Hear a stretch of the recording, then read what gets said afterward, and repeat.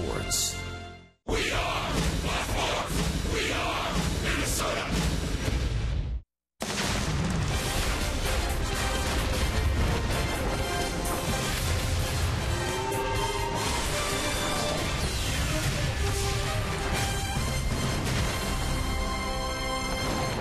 Here we go again.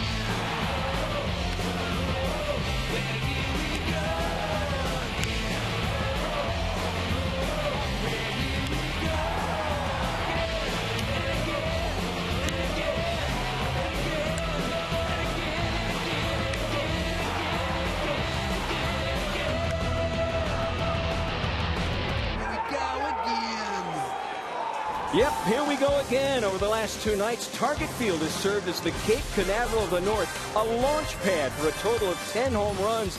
And you get the feeling we're just getting warmed up. If you love the long ball, this series has been for you. This Sunday, Yankees and Twins game is presented by Super America.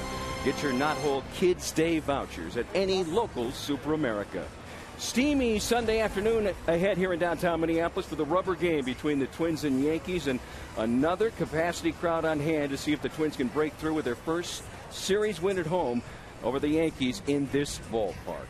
We welcome you to Twins baseball on Fox Sports North. Jack Morris, last week, Twins fans fretting about a lack of run production. That's no longer a concern. The Twins have entered a home run heaven, the likes of which we have not seen in a very long time. What is behind this power surge? Well, according to Roy Smalley, it's Tom Bernansky's good advice. I believe in that to some degree. I think it has a lot to do with the heat here at Target Field. It is a warm summer day, and the ball seemed to really carry well here when it really heats up. The humidity builds. There's a lot of thought and conversation about the concrete and its drying effect. I personally believe there's something to do with that, but more than anything else, it's probably putting good swings on bad pitches and sending them flying. A lot of that has happened over the last 2 games for the Twins, who have been on a tear at the plate. Jamie Hirsch is down on the field now with the home run hero from last night, the Twins, Aaron Hicks. Yeah, guys, Aaron, you guys aren't normally known as a home run hitting team, but lately you've been cranking them out of the park at a torrid pace. How do you explain all the homers? We've just been getting good pitches to hit, and we haven't been missing them. So, I mean, that just goes for us having a great approach and being able to not miss pitches. Speaking of that approach, I know your hitting coach, Tom Bernansky, preaches going up to the plate and thinking that you're going to hit a double, not a home run. How does that approach and that mindset help you as a hitter? It just makes you more aggressive to the fastball and makes you you just want to hit the ball a little bit harder and think more gaps than just up the middle base hit. Well, thank you for the time. Get another one today. Thank you. That's Aaron Hicks, a home run last night. He also had Torrey Hunter join him in the home run category. We'll have more on him aging like a fine wine coming up after this break. Yes! Twins baseball on Fox Sports North is presented by Menards. Save big money at Menards on all your home improvement needs. By Luther Nissan Kia. 2 locations, 1 very low price. And by Chrysler. Enjoy your summer in style with great deals at the Chrysler Summer Clearance Event.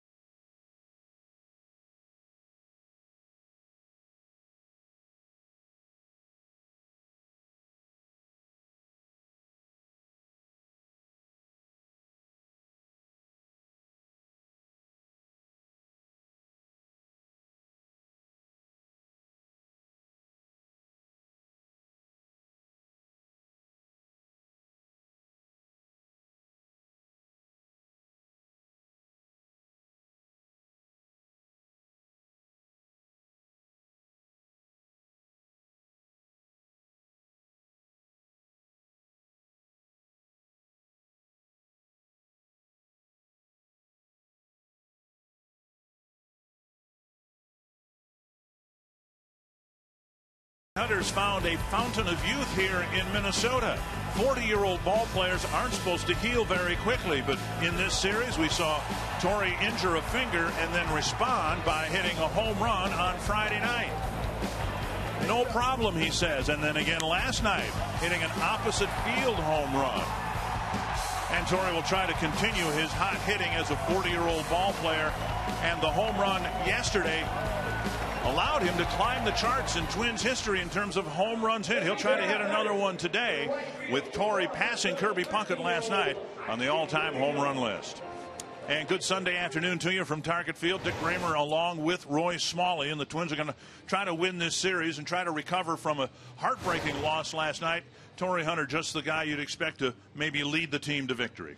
A lot of buzz around Torrey Hunter coming back to the team was about leadership and about what his presence in the clubhouse would mean to this young Twins team. Well, there's no question that he has made an impact in the clubhouse, but you cannot be a leader unless you're producing on the field. And so Terry Ryan brought Torrey Hunter back to do damage, to drive in runs, to be a run producer. I don't know if even Terry thought that it would be this good and this prolific this far into the season, on a pace to drive in 85 or 90 runs. He's been a terrific addition to this Twins team. And he's already almost hit as many home runs as he hit in his final year with the Detroit Tigers. Final game of this series, and it'll be Kyle Gibson for the Twins, Nathan Eovaldi for the New York Yankees.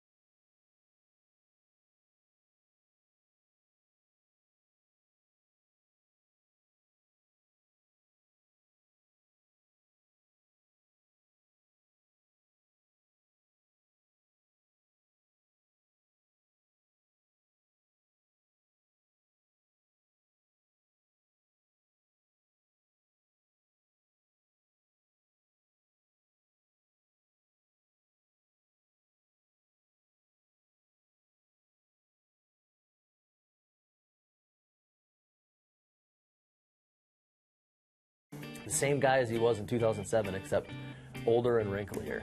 A guy you always listen to. He always tells me, he goes, see what happens, because you never know. Glad to have him. Respect the heck out of him. Knows how to have fun, but when he walks down that tunnel, it's game on. Give me Torrey Hunter. And Hunter last night hitting his 16th home run, on a pace for about 25 on the year. Jamie Hirsch, Roy Smalley, Dick Raymer on another hot and steamy day. We wouldn't have it any other way, and we're very happy you've decided to spend part of your Sunday afternoon anyway with Twins baseball. Joe Girardi is used to winning here. He might be the only guy who wasn't surprised with the Yankee comeback last night, because the Yankees typically have done well here in Minnesota. Here's his Menards batting order: Jacoby Ellsbury, Brett Gardner, Mark Teixeira, Brian McCann, Carlos Beltran, Garrett Jones in the lineup at first base, Chase Headley at third, Didi Gregorius, and then Stephen Drew. Really, really good hitting lineup that Kyle Gibson will have to face. Kyle putting together a nice season. He's had flashes of brilliance, but for the most part, way more consistent this year than he has been last year. I think he's taking the next step in his development this year. Northland Ford defense for the Twins. Eddie Rosario back in the lineup, back in left field. Aaron Hicks in center, Torrey Hunter in right. Trevor Plouffe back at third base. Nunez Dozier up the middle. Joe Mauer back at first base. Kurt Suzuki catching all 3 games of this series. And it'll be Ellsbury, Gardner, and Teixeira here in the first inning. Twins scored the first 5 runs last night and then gave back 8 unanswered runs, most of them late. Strike 1 from Gibson to Ellsbury. I think the key to the game today for Kyle Gibson, besides having command of his 3 pitches, his sinker, slider, and changeup, is to keep these first 2 guys, Ellsbury and Gardner, off the bases. Outside, 1-1. Gibson pitching with some extra rest in his last start against the Angels, and the numbers weren't very good, but they fattened up on him in his last inning of work. This one popped foul over the tarp and out of play. Gibson gave up 2 runs over 5 innings against the Angels, and then had all sorts of trouble in the 6th. A lot of it his own doing. He made a fielding mistake, actually a throwing mistake, on a force play at second base, threw the ball into center field, and the Angels capitalized and ended up turning that inning into a 5-run inning. 4 of those charged to Gibson, 3 of those after he left the game. And Ellsbury strikes out with Suzuki hanging on to a foul tip.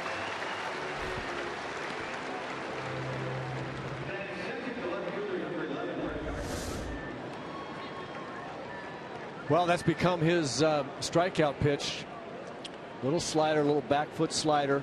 Yeah, it wasn't a foul tip at all. Pitch in the dirt. So 1 down. Real good location there to Ellsbury. Threw him everything he had, a fastball, a sinker, a changeup, and then got him with a slider. So that's what we're looking for Kyle. Early evidence of having command of all his pitches, and so far so good.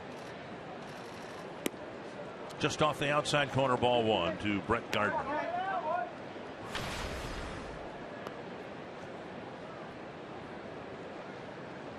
Gibson ended up pitching against the Angels on 8 days rest. Twice the normal complement of rest. And the All-Star break responsible for that. The Twins using the break to juggle the rotation a little bit. See 6 earned runs. We should mention that in the play we referenced, Gibson misfiring on a throw to second base. The Twins are hoping to get that call changed. It would be Gibson's first error in the big leagues, but it would take a couple of earned runs off his total for that game. That's just a statistical thing, but how you could look at that play for those of you who were watching it and not conclude that it was an error on the pitcher for a terrible throw. Gibson himself would tell you that it was his mistake on the throw that opened up the inning. 2-1, and now 3-1.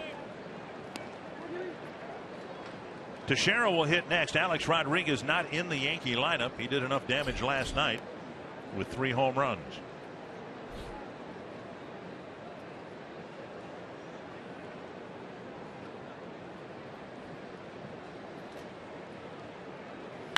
Hit hard to center.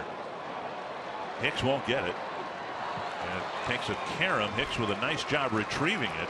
And he scooped it up before it scooted past him. And that kept Gardner at second base. And that ball taking the carom and run past Hicks. Who knows where Gardner might have ended up. Yeah, with that speed, no question. But here's a fastball right in the middle of the plate. When you get behind 3-1 and to good hitters, then you have to come in there. There's a high fastball, middle of the zone. 3-1 with Gardner looking for it, just sitting all over the fastball. You saw earlier in the statistics, his statistics this year that we flashed up there for you, an on-base plus slugging average of 830 for Brett Gardner. For a second hitter, first or second hitter in the lineup, that's magnificent. Here's Teixeira, the designated hitter.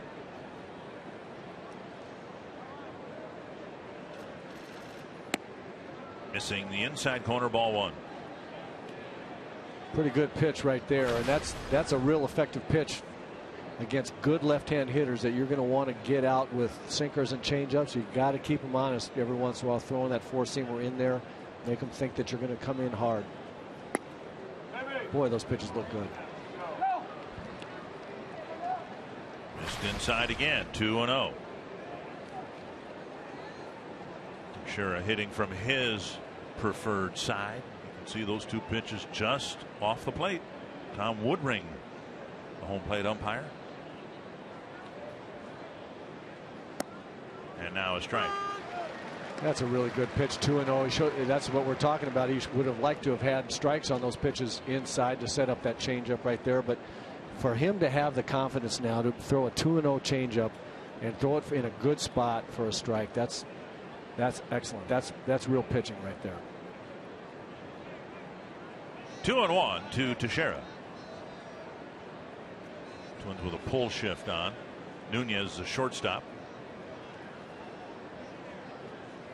standing near the bag.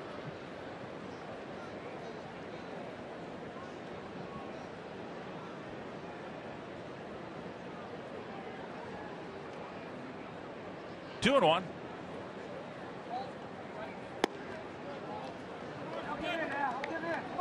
Three and one. Gibson just missing. Base open. Actually, two of them, but first base is open, and Brian McCann on deck. Another dangerous count with Gibson falling behind 3-1. And a breaking pitch tapped foul.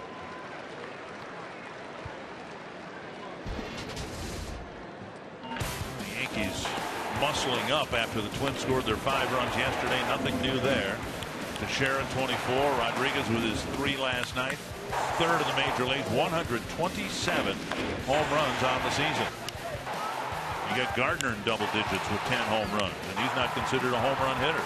Some of that, of course, has to do with Yankee Stadium and the friendly dimensions. 3-2. And that one a hook foul. Twins with 85 home runs hit, 100 home runs allowed. And if the Twins can squeeze that number a little closer together in the second half, might go a long way toward helping them get into the playoffs. It's hard, as we've found over the last 4 years, to give away so many runs on home runs when you give up a lot more than you're able to hit. That one tapped foul. I like the way Gibson is pitching Teixeira here with first base open. I think a walk is okay. It's preferable to giving in and throwing something down the middle just to throw a strike and not walking. So I think what Kurt Suzuki and Kyle Gibson are thinking, Kurt for sure, and hopefully Kyle is on the same page, and they're going to try to throw something where Teixeira can get himself out or take it for a walk and go ahead and try to get a double play with McCann, but don't give in and throw something down the middle. Fastball. Striking out Teixeira, out number 2. That looked like it was right down the middle. Well, I think it was on the outside part of the plate, and it was moving that direction too. A nice movement on that fastball, and a pitch that Teixeira was not expecting. I think he'd been pitched in. He'd thrown a lot of changeups. He'd thrown a breaking ball, and then this good sinker on the outside corner. Was trying to go. Suzuki was trying to go inside, and I don't know if Kyle Suzuki was thinking that he wanted a four-seamer in. And Kyle just decided he wanted the sinker away mid delivery, but he changed up the clips the corner. Yeah, he did look like he missed his spot, but the spot that he did hit was an excellent one with 3-2 count. 19th pitch of the first inning. Gibson trying to put up a 0 in the first.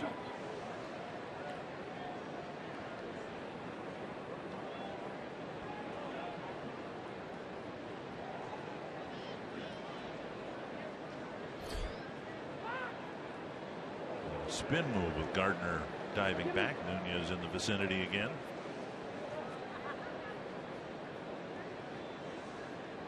You can imagine Gardner joking a little bit with Nunez. Nunez came to the Twins from the Yankees. Very familiar with a lot of the Yankee players. One strike to McCann. And now off the plate, 1-1.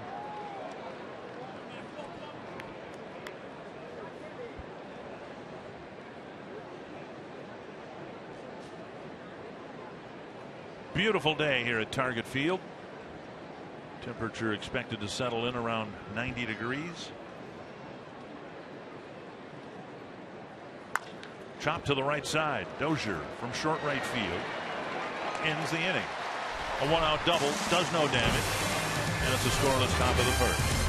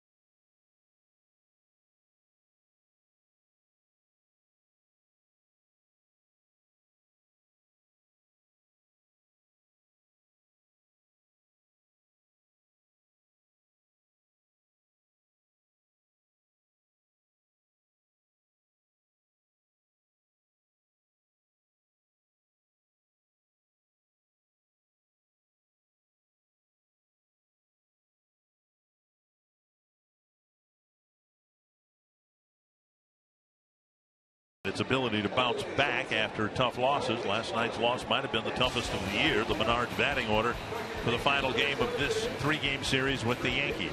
Brian Dozier, Torrey Hunter, Joe Mauer, and then Miguel Sano, Trevor Plouffe, and Eddie Rosario, and Eduardo Nunez, Kurt Suzuki, and Aaron Hicks, all trying to catch up with the upper 90s fastball from the right arm of Nathan Eovaldi. You bet he can flat rush it up there. 97, 98. He'll touch 100 miles an hour. Very straight fastball. Has a sharp breaking ball and working on a split finger that they tell me has been getting better and better. But this guy can rush it up there with that fastball, no question. Eovaldi, when he was with the Dodgers and then with the Miami Marlins, never got much run support. That hasn't been a problem since he's come to New York. Showed you all the home run hitters the Yankees have. No one's benefited more from the Yankee lineup than Nathan Eovaldi. Down low, ball 1 to Brian Dozier. Twins looking for win number 53 on the year. Yankees have 54 wins.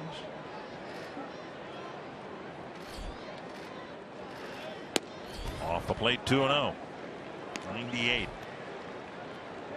The velocity on that fastball. He might hit 100. But as Roy said, it's very straight, very little movement on the fastball. And Dozier swings through 98, and it's 2-1. 98 miles an hour is one thing. 98 with movement is something else, or lack of movement something else. It's big league hitters can catch up with speed. It's really movement. Is watch the perspective from the hitter, and the remarkable thing about it when a guy's throwing 97, 98, as we just saw, it gets there in a hurry. 2-2 to Dozier. Just the sheer quicker pace, quicker time from the time he lets it go to the time the hitter's swinging it. You can tell that it's different. You watch it right here, watch him let it go, and it is there right now. At 99, he back after missing his first 2 pitches to strike out Dozier with 3 fastballs. And look at it again. Nothing.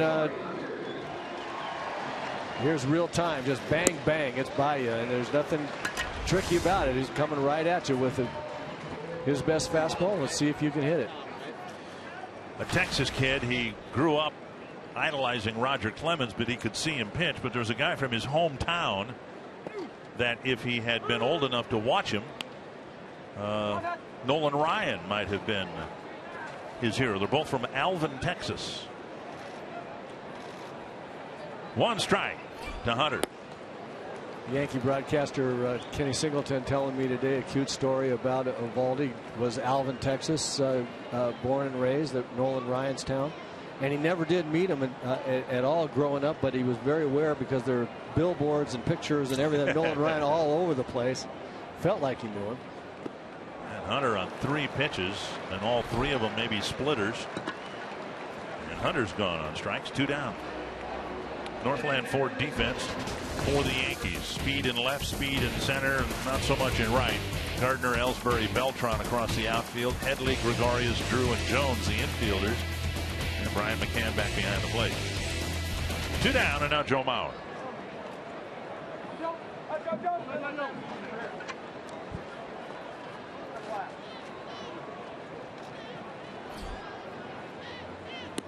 Outside, ball 1.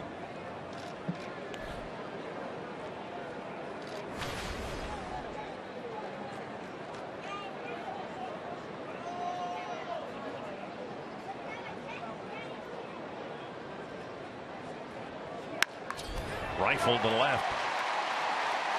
And Gardner backhands it. Mauer with a single.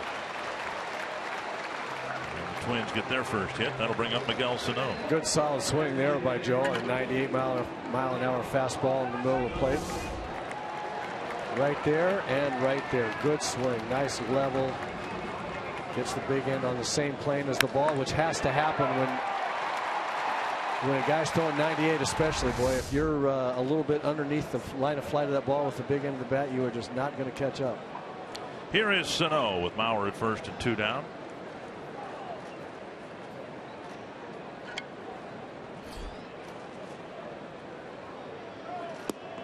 Down low, ball 1. Well, but Eovaldi eventually did meet Nolan Ryan, right? He eventually did, but it was just recently. He was his biggest thrill. Kenny Singleton told me was when he pitched one day with Clemens in the stands. He got to meet him. He was thrilled. His hero. Swinging a foul. And he has met Nolan recently. I understand. Yeah, when the Yankees went to Houston and Nolan was around. Yeah. 1-1 to Sano. Hit a home run here Friday night.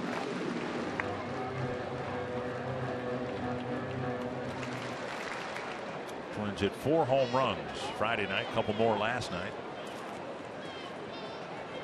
Eovaldi doesn't give up too many home runs. Down low. So the Twins might have to find some other means of scoring runs here against him.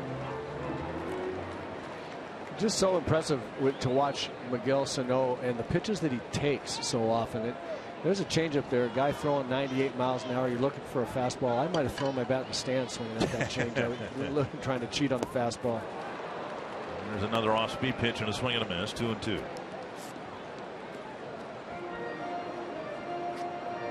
But for a power hitter, and he's striking out a lot, striking out too much, more than he will as he matures. But the pitches that he is able to lay off really has been pretty remarkable. There's a changeup. That's the one that's really hard to lay off because you're just looking for 98 and you get 90 and hard to lay off of that one. Eovaldi strikes out the side and a scoreless first.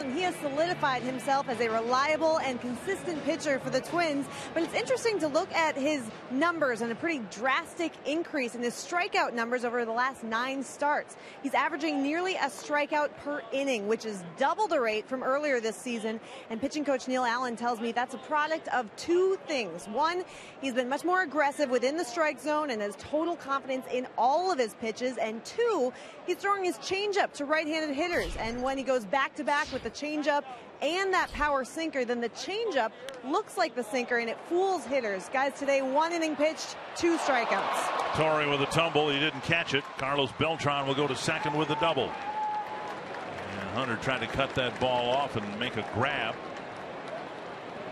And he appears to be fine. And it's the second double against Gibson here in the first 5 at bats. Beltran aboard for Garrett Jones.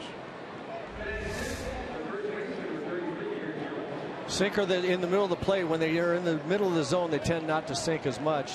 Beltran being aggressive, going up there looking for the first fastball he sees and hits it pretty well. Torre just misses that. A great effort. Gibson able to minimize the damage in the first inning after the Brett Gardner double. Let's see if he can do that here in the second with a leadoff double by Beltran. Missing that inside corner again. I'll say this about Torre Hunter. He spends more time on the ground than any other 40-year-old ball player I've ever seen. We've seen him do somersaults after catches, diving toward the foul line. 1-0. And now 2-0. Well, that's a pretty good take by Garrett Jones right there. Sees a fastball in, gets ahead of the count 1-0, kind of a fastball count, and it was not a bad pitch right there. Good spot for a changeup, and Jones laid off of it.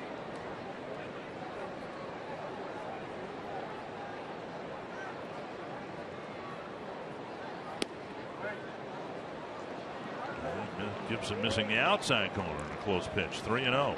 I think the ball inside was just in. I think that ball was just out. But I'll tell you, umpire's got a small strike zone so far. Yep. I mean, they're called correctly. There's no question. Yeah. But we have not seen an umpire be this exact for a while. I'll tell you that. And there's one on the outside corner.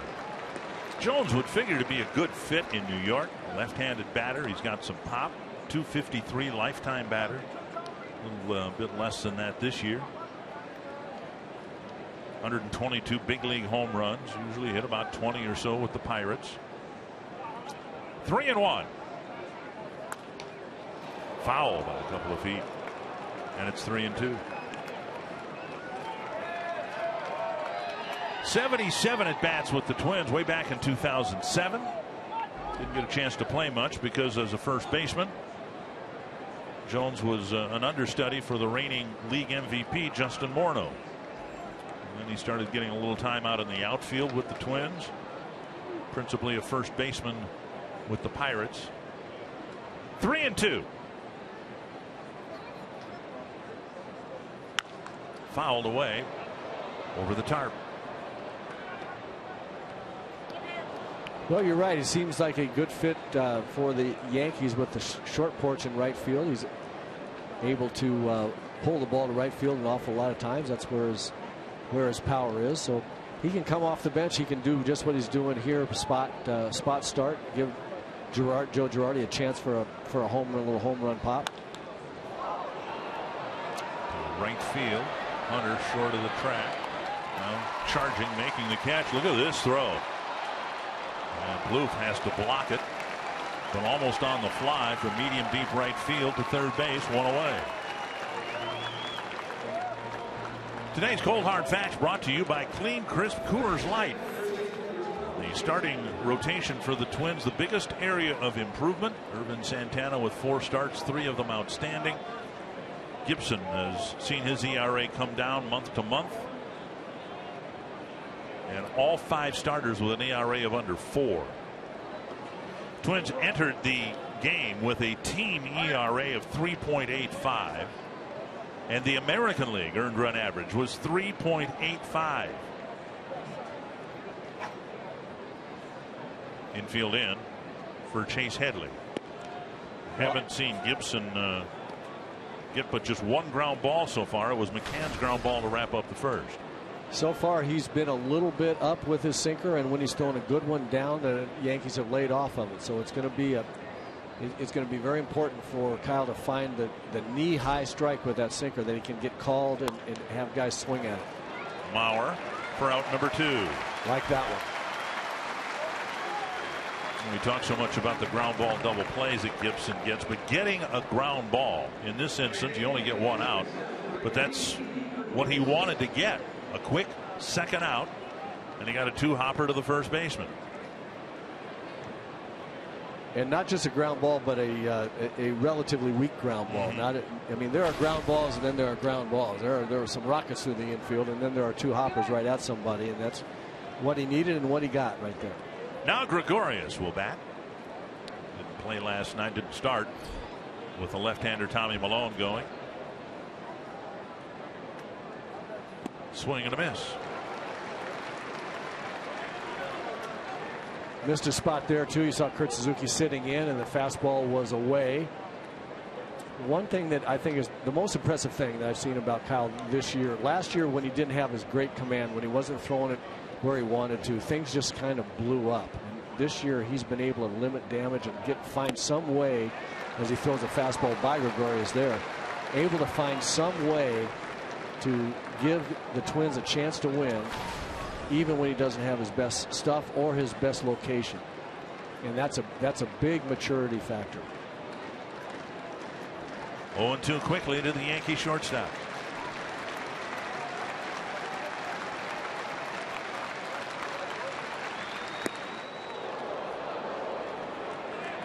Shoulder high inside, 1-2. Yeah, I like that pitch. Really changed the eye angle. Give the left-hand hitter an idea he might come in there again with a fastball. That's totally different than the way he most probably wants to get him out, which is fastballs or sinkers away. Suzuki sets up inside again. Check swing on a slider, and it's 2-2. Or that back foot slider. As I mentioned earlier, Kurt Suzuki thinking that actually told me last year he thought that slider, that back foot slider left-handers might turn out to be Kyle Gibson's best strikeout pitch. When he wasn't striking guys out last year, Kurt says, I think he will. I think that back foot slider is going to strike out a lot of guys. And Neil Allen telling Jamie Hirsch today, change up as well. Here comes that back foot slider again. Just not quite the command yet. Well, it's a full count with Stephen Drew on deck. Gregorius 299 at bats and 49 strikeouts, so he can be struck out. Gibson doesn't care whether he strikes him out or gives up a 350-foot fly ball to center field. He just wants to get the third out. Strand Beltran at third base. Stephen Drew on deck hitting 186, and he's got to make a good pitch here. Again, don't give in to him. Make a good pitch. He's going to try to go back foot again, and got him right there. And now here comes a runner. They'll get the out at first base. It was a check swing, strike 3, and the strikeout completed to first. No run scores. And the Yankees, who didn't do anything with a 1-out double in the first, didn't do anything with a leadoff double in the second. And Trevor Plouffe will lead things off in the Twins second.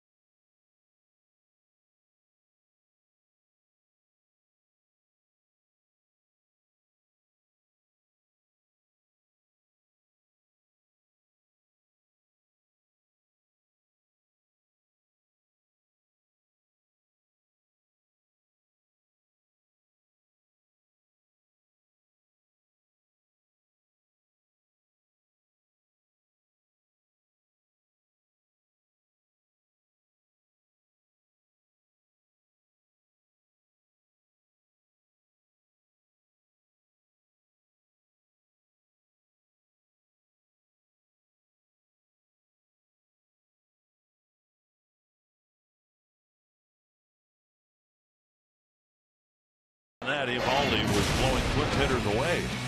Struck out the side around a single by Joe Mauer, but threw some really nasty pitches.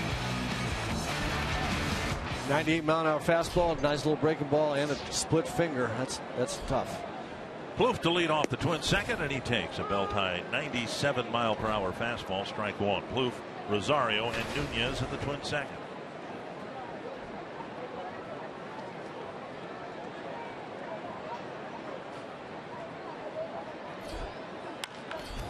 High, deep to right center field. Chased by Ellsbury, and he makes the catch and then crashes into the wall. Fine play by Ellsbury, who had a long run with Plouffe's drive slicing away from him. And that actually could have been a little dangerous when he hit that wall, because as Trevor hits it a long way to the opposite field, he jumps thinking he's going to hit the wall right there as he jumps, and he was one step further away from the wall than he thought.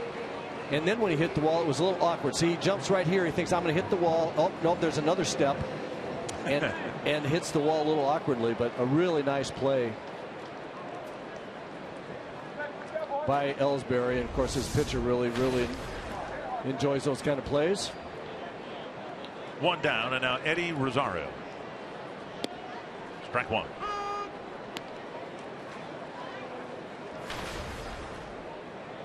Rosario with the average over 280 again.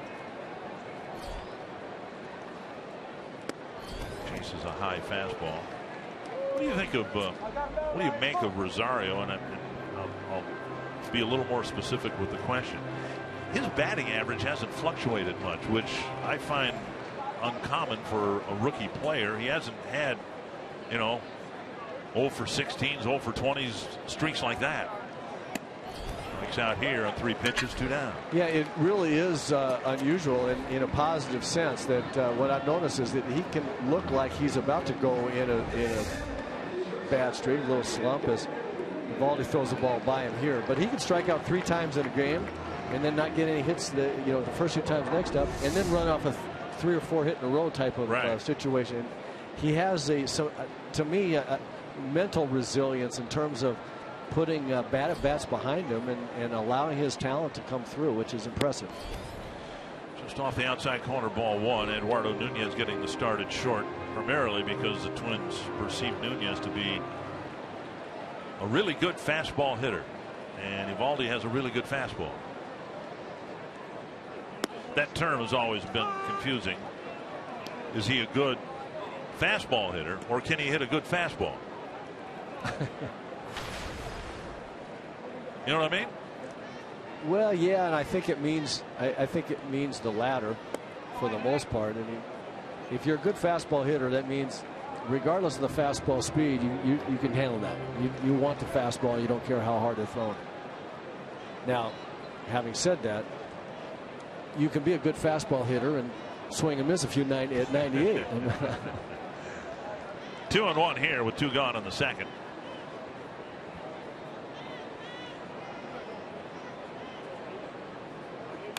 Chopped foul. 2-2. And when your changeup's 92, you know that the fastball's getting up there pretty quickly.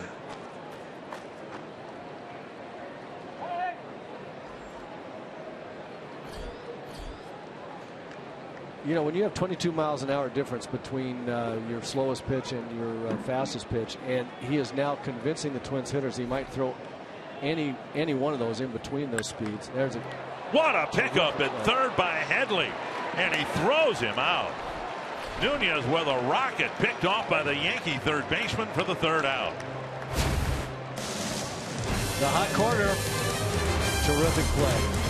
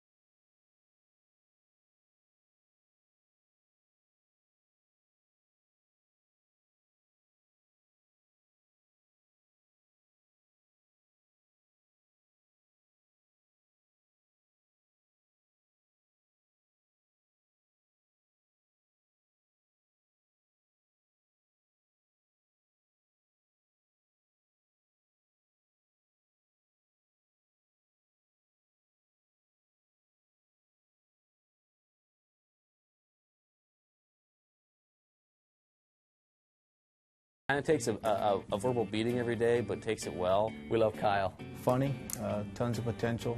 Power sinker.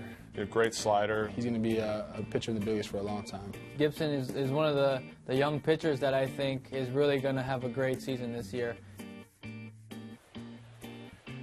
And he has had a great season, and it seems to be getting better. Now, his last start, I put an asterisk by it because of the double rest that he got because of the All-Star break.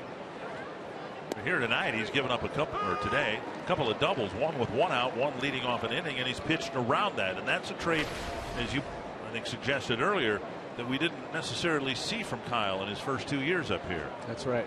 That's exactly right. 1 strike, and now a dribbler foul, 2 strikes to Stephen Drew.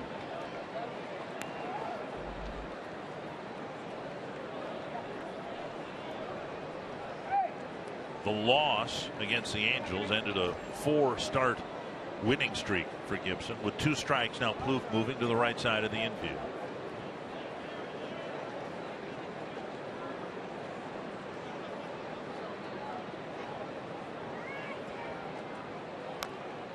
And a defensive swing by Drew.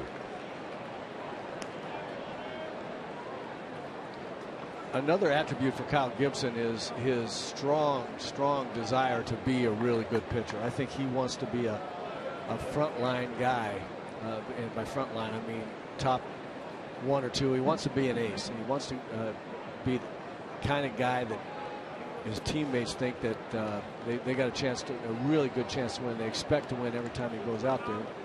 And I think one of the reasons why we've seen him pitch better when he doesn't have his best stuff or his best location, as you say, when things aren't going quite as well, is just his mental makeup. He's just willing himself to figure it out. That back foot slider that hit the back foot. Yeah, that's why they call it a back foot slider.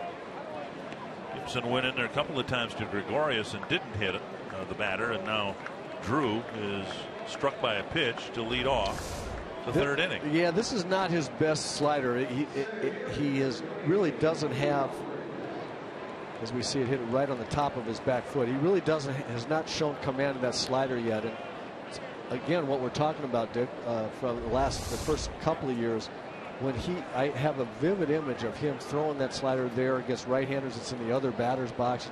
He couldn't control it, and then things would absolutely go haywire. It affected him so much that he couldn't get his slider over, didn't have command. He started giving up walks and doubles and home runs, and it would get really, really ugly. This year he doesn't have as good command yet. There's no question in the first 2 innings plus here, he has not had his best stuff, his best command, and he's limited the damage so far. Ellsbury takes outside ball 1. Tough guy to double up. He's only hit into 2 double plays all year. But that again is one of Gibson's strengths. He's got 22 ground ball double plays.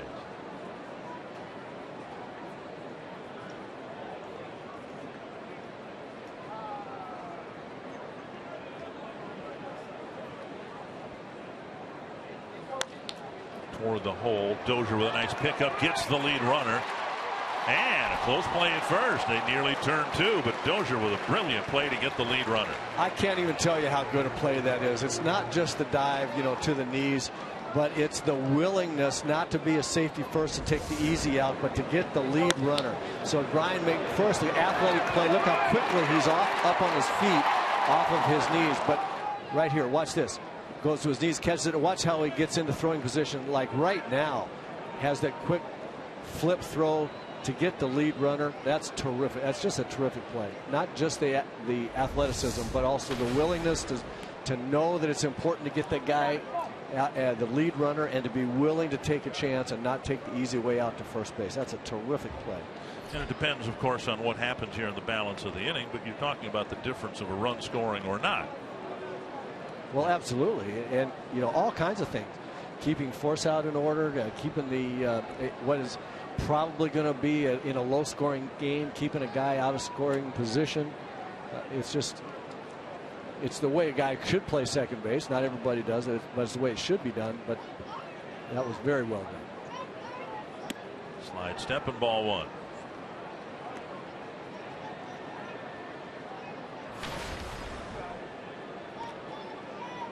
Gardner speed guy has hit into 5 ground ball double plays.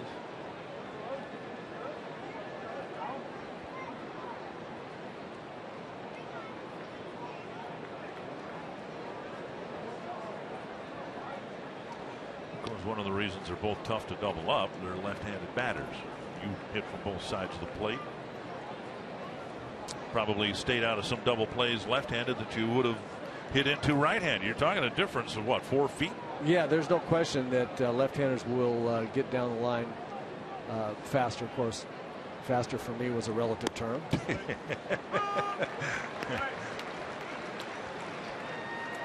1-1. I told Gene Mauch in spring training one time that I wanted to work on my first to third and first to home kind of speed, and he said, you know what?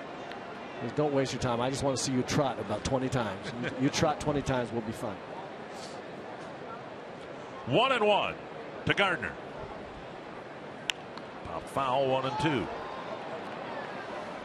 Royals have jumped all over Dallas Keuchel, a 4-run first. Another run in the second. Kansas City has a lead on Houston 5-1 amid reports that the Royals are or already have acquired Johnny Cueto. Now, Dayton Moore, the general manager, said an hour and a half ago or so that there's not much truth to that rumor. And you would think, wouldn't you, that he would know as the general manager? Yeah, I would think so. 1-2.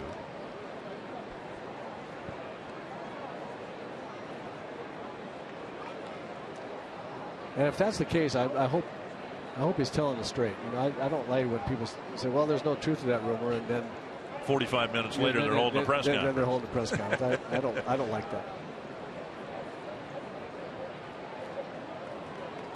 Well, now the Reds, we're told, just made it official that they have traded Cueto to the Royals.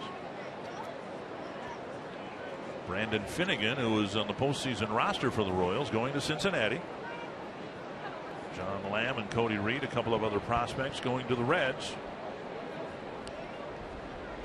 1-2. Nice pickup by Plouffe. Dozier gets the force at second. And again, the Twins get the lead runner.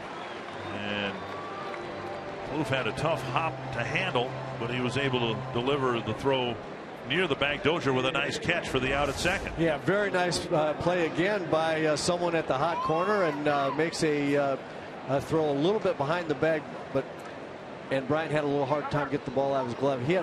For a ball hit that hard, he had a long way to go to get there from where he was playing Gardner. So it would have been one heck of a double play had they made that one.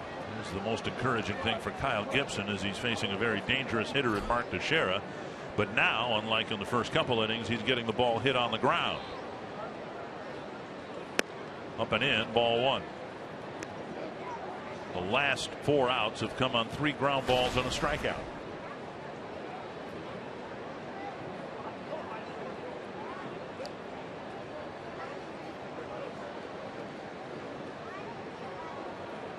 One and 0 to Teixeira. 2-0. Another 2-ball count, and that's the next step for Kyle Gibson will be strike, strike, strike, strike, strike with all his stuff. He's got good enough stuff to get behind hitters, let guys get on, and then bull his neck and get out of it. But 49 pitches already in 2 2/3, and that's the Achilles heel right now. Just too many pitches for him.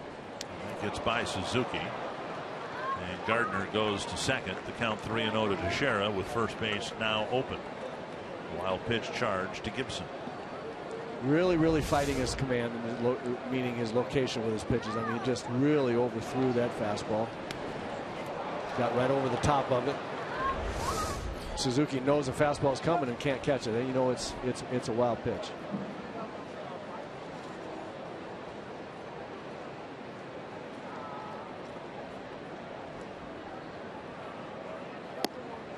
Clips the outside corner, 3-1.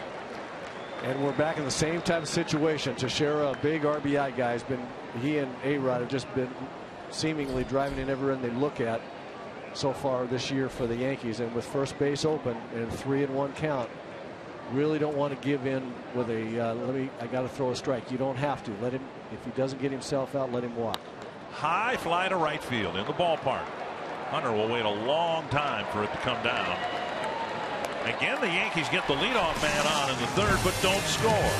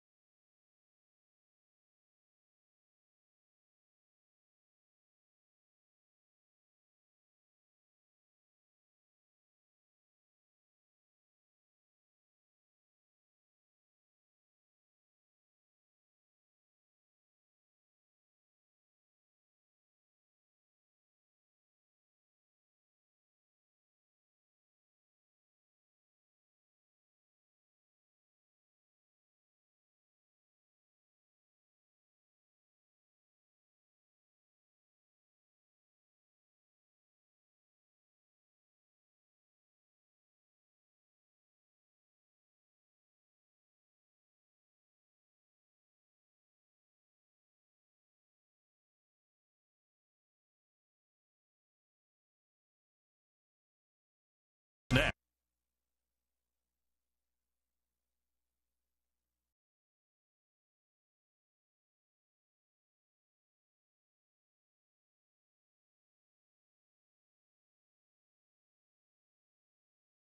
Your link to what's next by NorthlandFord.com and your local Northland Ford dealer. And by Grand Casino. The best stories start here. No score, bottom of the third. Now Gibson's pitched out of trouble pretty much all afternoon long. Twins have had just one base runner. Joe Mauer singled in the first, and now Suzuki, Hicks, and Dozier will take their swings against Nathan Eovaldi.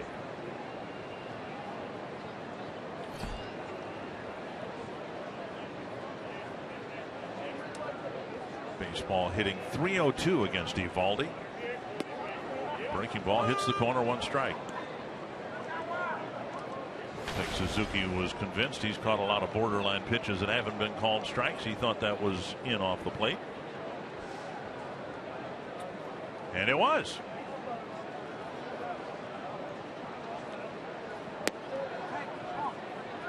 One and one.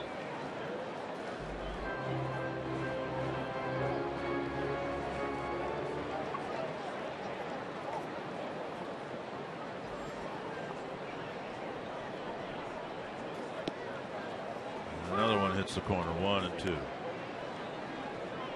As a fan, I hated days like this. Let me explain. And as a broadcaster, it's always been kind of a sad time as well. The trade deadline. And if there's a chopper back to the mound, easy play for Eovaldi. If you're a fan of the Cincinnati Reds today, you're really bummed because it confirms that you've had a disappointing season. And one player that you've really been drawn to over the years, in this case, Johnny Cueto, is gone, and he very likely won't be coming back. As a professional, it bothered me when the Twins traded Frank Viola, even though you understood the necessity of it. Scott Erickson and others had to go, but now I know you were traded, but were you ever traded right around the trade deadline? Not at the deadline, nope. Ball one to Aaron Hicks. And speaking of the Viola trade, well, that was instrumental in the Twins planting the seeds for the next World Championship in 1991. Getting Tapani and West. The ball hit up the middle and bobbled twice by Gregorius. Hicks should get a hit with one out in the third. Hot ground ball that skimmed over the mound, and Gregorius couldn't field it cleanly. Byron Buxton hopes to come back, a couple weeks maybe. He's doing some agility drills, some very light swings. And the hope is that sprained thumb will allow him to increase baseball activity, and then he would go on a rehab assignment in the hopes that maybe 2-3 weeks he'll be ready to rejoin the ball club. Hicks at first, one down. We'll see if the Twins have any leaning toward running on Eovaldi, what they've noticed about his time to home plate, his pickoff move, things like that. Big leg kick and a breaking ball, ball one. If he does not have a slide step, if that's his move to the plate with a runner on first base, then I know Paul Molitor will be very, very interested in trying to, the guys that can steal base, the guys that can run, and Aaron Hicks would be one of those, try to pick out a count and therefore a pitch that they suspect it would be a good pitch to run on. And Hicks dives back to the bag.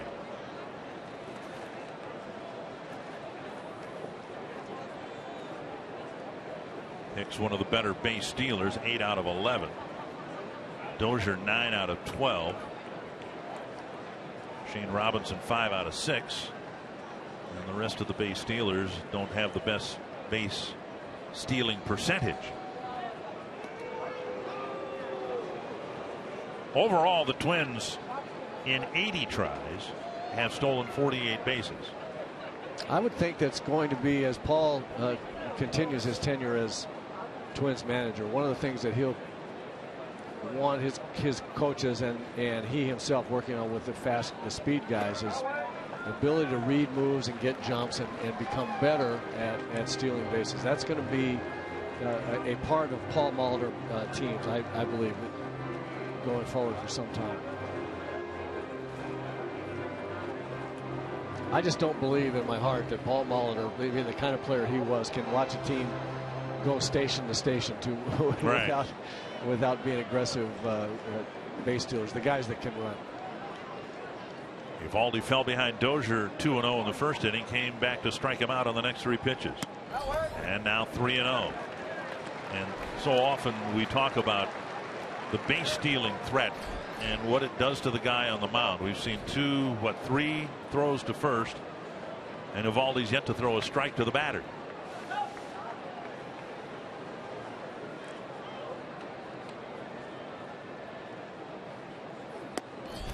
And a 3-1.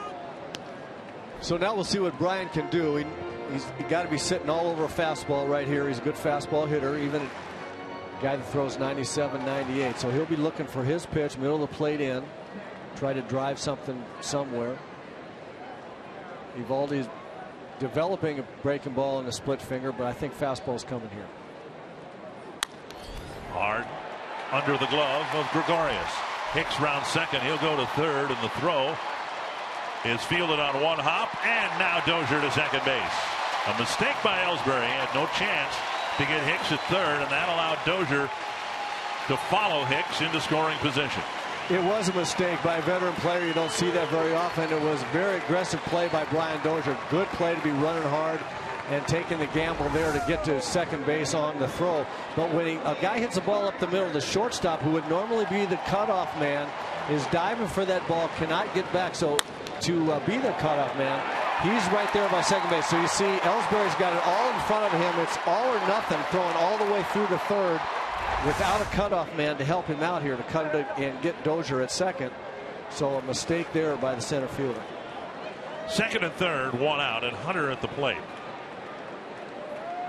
Torrey did not have a good at bat against Eovaldi in the first, striking out on 3 pitches. Well, the pitches Eovaldi threw him had something to do with that too. They were all splitters. Well, no, he threw him everything he had. He started with a breaking ball, a curveball, then threw a fastball by him, and then got him with a splitter. And Torrey's still saying, well, what were all those? First pitch strike. Yankees playing the infield back.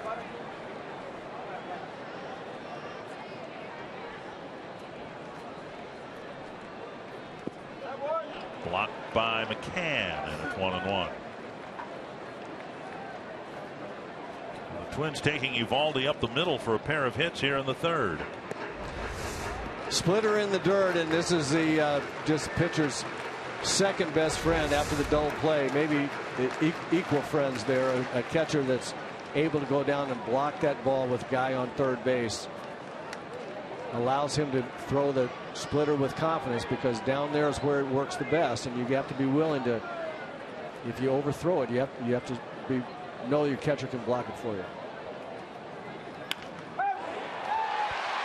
Bobbled by Headley.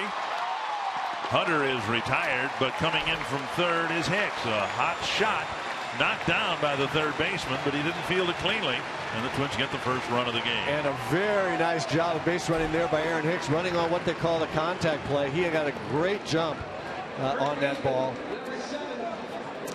If he waits to see where that ball, watch Hicks. The ball's hit and he's off, and that's allowed him to score easily. If he hesitates for just even a second, as quick as Gregorius got to that ball, it probably was able to throw him out at the plate. So a nice job of base running by Aaron Hicks.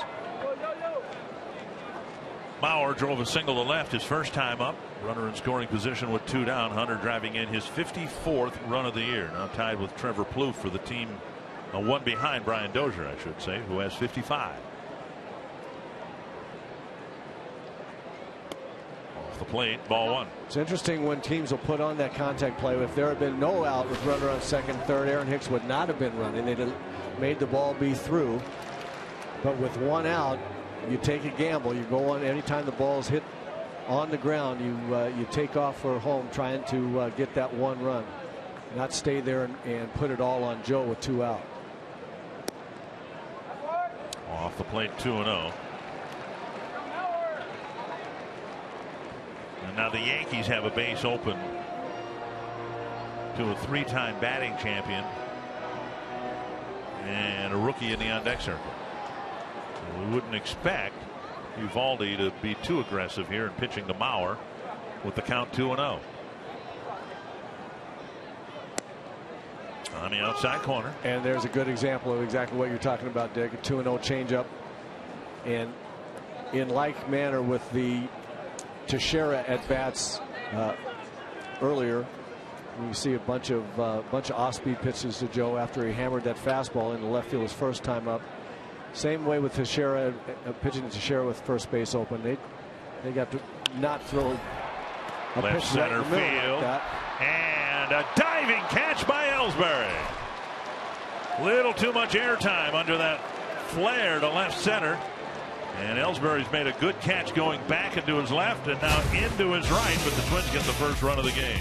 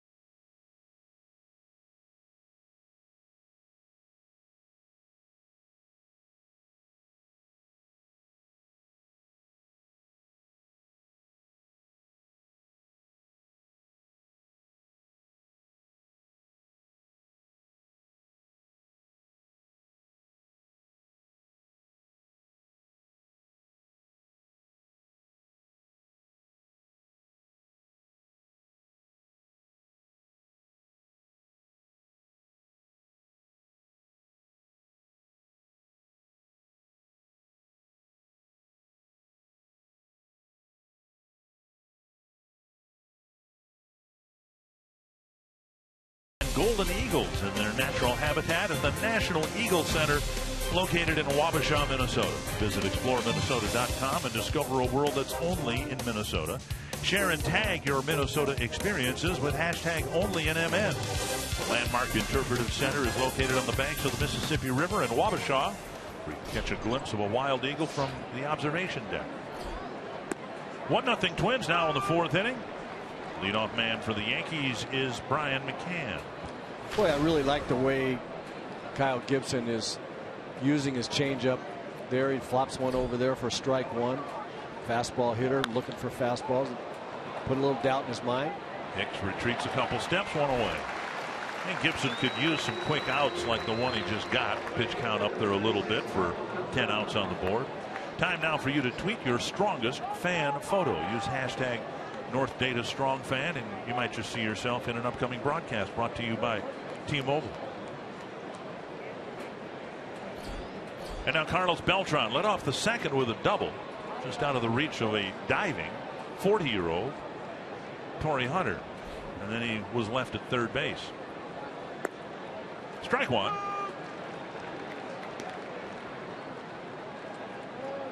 I said that because I don't know that I've, in 32 years of broadcasting, ever said that phrase. A diving 40-year-old, then name the player. Dozier backpedals and now comes in, 2 down. And it'll bring up Garrett Jones. Join us August 1st for a DQ sensational Saturday. The Twins taking on the Mariners, and the first 10,000 fans get a 1965 vintage bobblehead presented by Quick Trip. Go to twinsbaseball.com/tickets. Get your tickets today. I bet you that'll be a popular giveaway commodity of a turn back the clock bobblehead. Twins bringing in Jim Cott, Mudcat Grant, and almost all of the surviving members from that championship team back in 1965. Strike one to Garrett Jones. Real good sign. 2 sliders in a row. Much better. Slider to start Beltran's at bat. Good pitch, and now that breaking ball there for a strike. Hopefully that means Kyle all of a sudden got a little feel for that release point. 1-1. Like to get through the 4th inning with 60 pitches. He's got 2 more left before pitch number 60.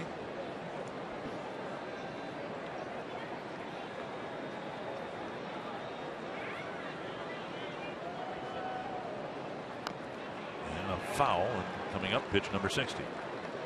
And another good breaking ball right there. So all of a sudden, and this will what will happen with a pitcher, you try to find it, can't for 3 innings, then all of a sudden here in the 4th he's thrown 3 real good breaking balls in a row, and if he gets confidence in that pitch, it bodes well for the way he'll pitch the rest of the game.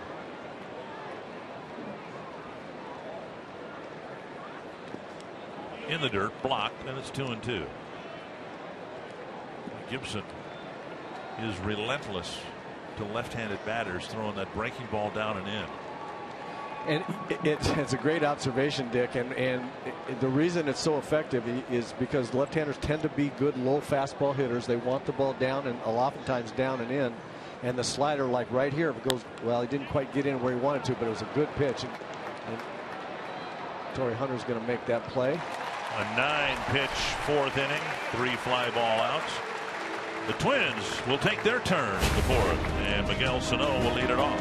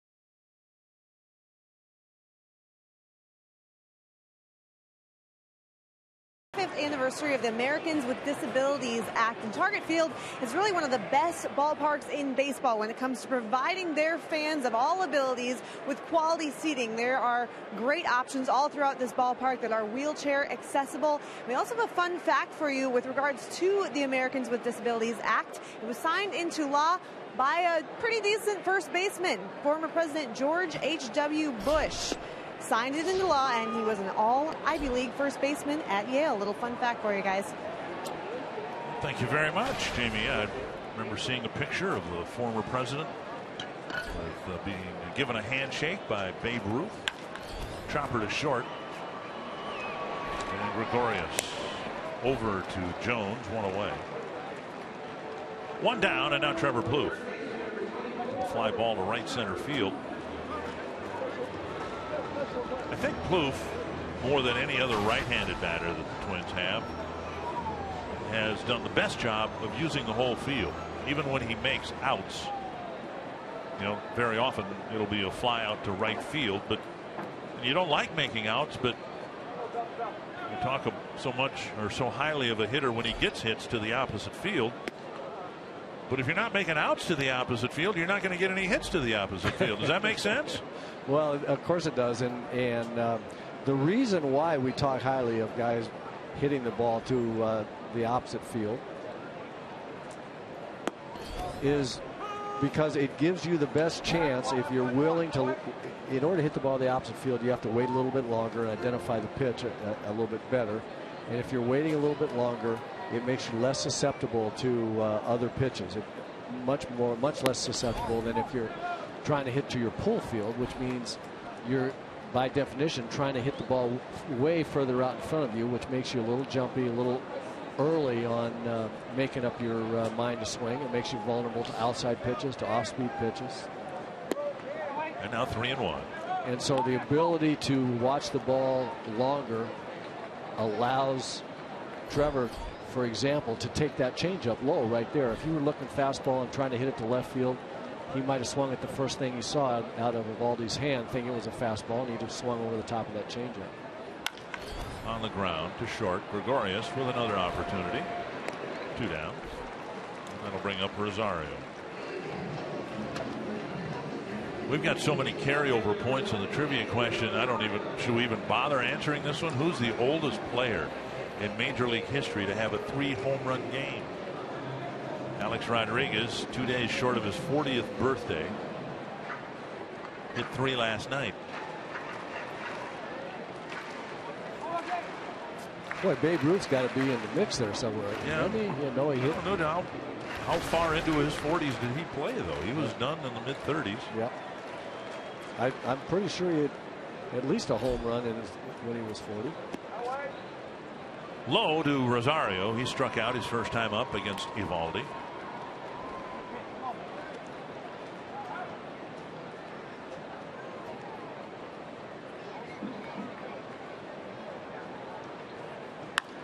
Popped up short left. Gardner comes in. Had some problems with the sun the other day. No problems here. Makes the catch, and it's a 1-2-3-4.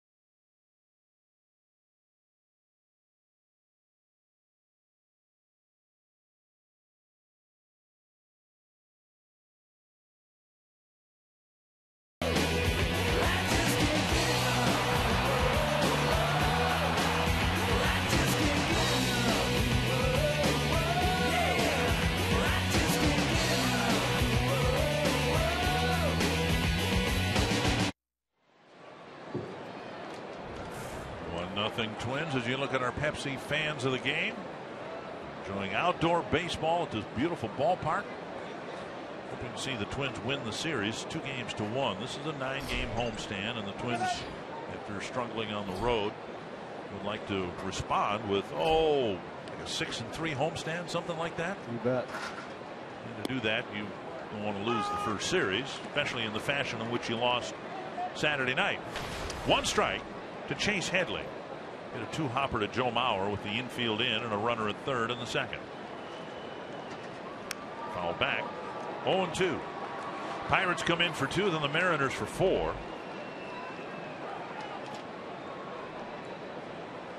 The Pirates come in with a great Twins-like home record of 34-17, but the Twins went to Pittsburgh and won both games back in May.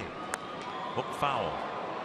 So the Pirates will be trying to respond similarly here in Minnesota.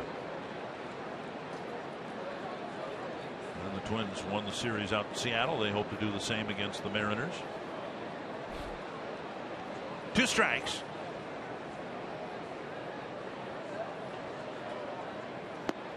And now a ball.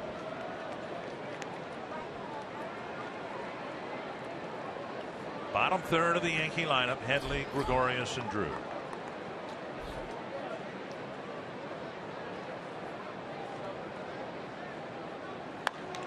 And we have a tie game. Deep to right, and Headley hits his 9th of the year to tie the game at 1. More Yankee power. It brought them back from 5-0 yesterday. The Twins get a run in the bottom of the third, but here in the 5th, the Yankees tie it up. Yeah, it's just a lineup of guys that can leave the yard if you make a mistake. You see Kurt trying to go inside, and that ball just tailed right back over the middle of the plate. It was about belt high. I mean, it came back to about as middle as you can get, and these Yankee hitters know what to do when they get a pitch like that. They don't miss it too often. Teixeira missed one. Boy, Kyle really got it away with one last at bat to Teixeira when we were talking about first base being open and not giving any. Threw one right down the middle. Teixeira missed a home run by probably about a 1/4 of an inch on the baseball. And there's that same pitch right there that Headley did not miss. Strike 1 to Gregorius, and now strike 2. Gibson had to pitch out of a jam in the second. Beltran had doubled leading off the inning. He was at third with 1 out, and then was at third with 2 outs. And Gibson ended up striking out Gregorius on a slider in the dirt. Dribbled up the line. Gibson, a good fielding pitcher, makes the play easily. 1 away. And it'll bring up Stephen Drew. You can take your family to the ballpark this summer in the Minnesota Twins Our Family section, presented by Fox Sports North. Tickets in this alcohol-free section start at just $10 and include a free Schweigert hot dog and Pepsi. For ticket information, visit foxsportsnorth.com. Click on upcoming events on the Hot Topics bar.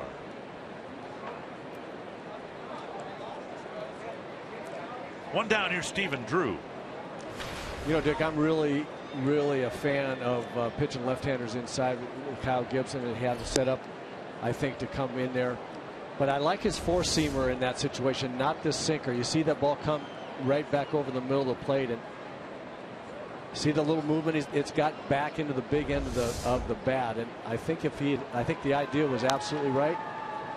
But I like the 4-seamer there because it's straight and you can run it in. We've seen him throw that pitch. He's not getting a lot of strikes with it yet, but he's just missing on the inside corner. And I think if he throws a 4-seamer in the inside corner, he probably gets him.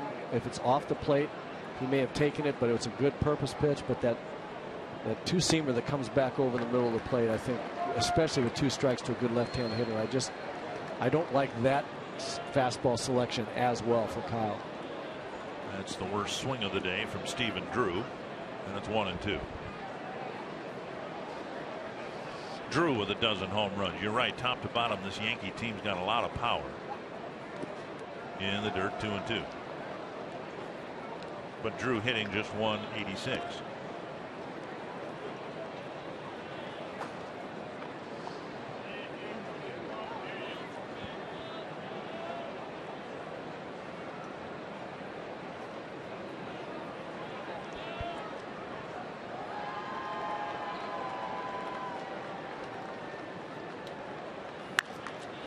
field and deep.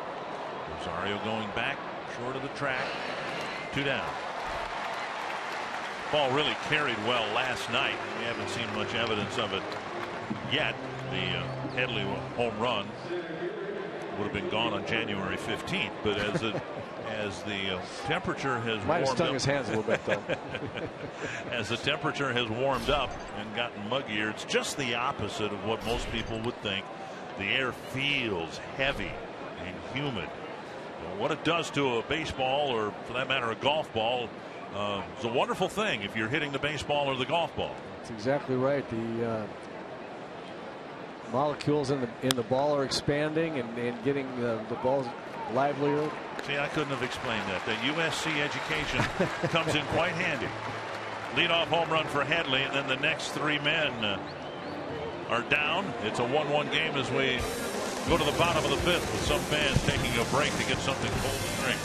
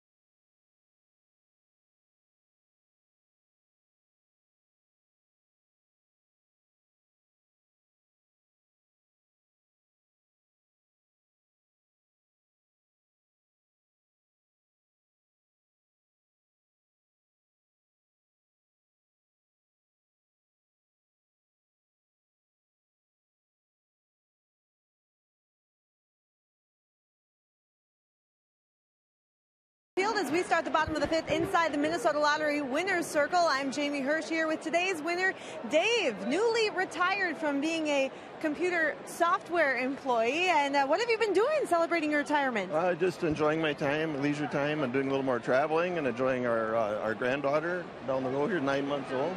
So it's keeping us busy. A lot of fun. And time to enjoy a great Twins game from right behind home plate. Absolutely. These are outstanding tickets. Gifted from my wife, Judy, here. So gift to the family to celebrate my retirement.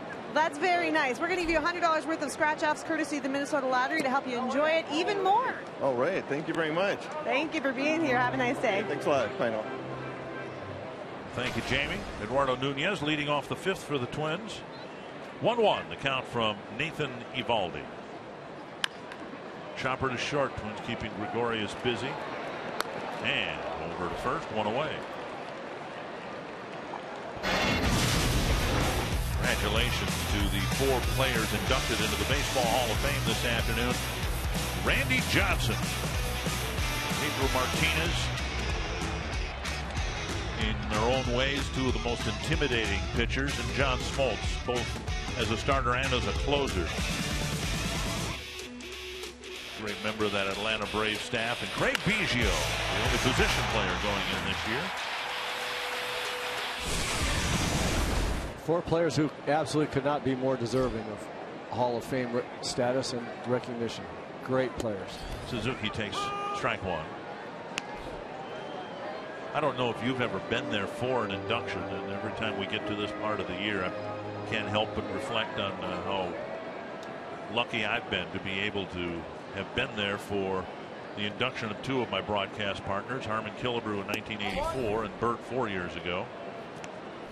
And Cooperstown in general is just a quaint, wonderful place to visit for a baseball fan, but to be there on an induction weekend is truly special. probably played in some Hall of Fame games there, didn't you? I did play in a Hall of Fame game there. Cooperstown's a great spot.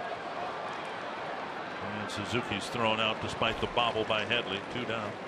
And with that in mind, let's check in with Jamie Hirsch. Well, guys, Paul Molitor was talking about what it was like to miss the induction ceremony today. Being a Hall of Famer himself, he said he will miss being there because it is a great honor to be a part of that group. But he said he didn't ever really consider going this year because he wanted to see his first full year as a big league manager through to the finish. He did not go a few years ago when there were no new inductees. But other than that, he has gone every other year since his induction. Again, a great honor for him and a very special day for a lot of people around baseball. Hicks with a fly ball to left. Thank you, Jamie. Eovaldi's settled into a groove here. He's completed 5 innings, given up just 1 run, and we're tied at 1.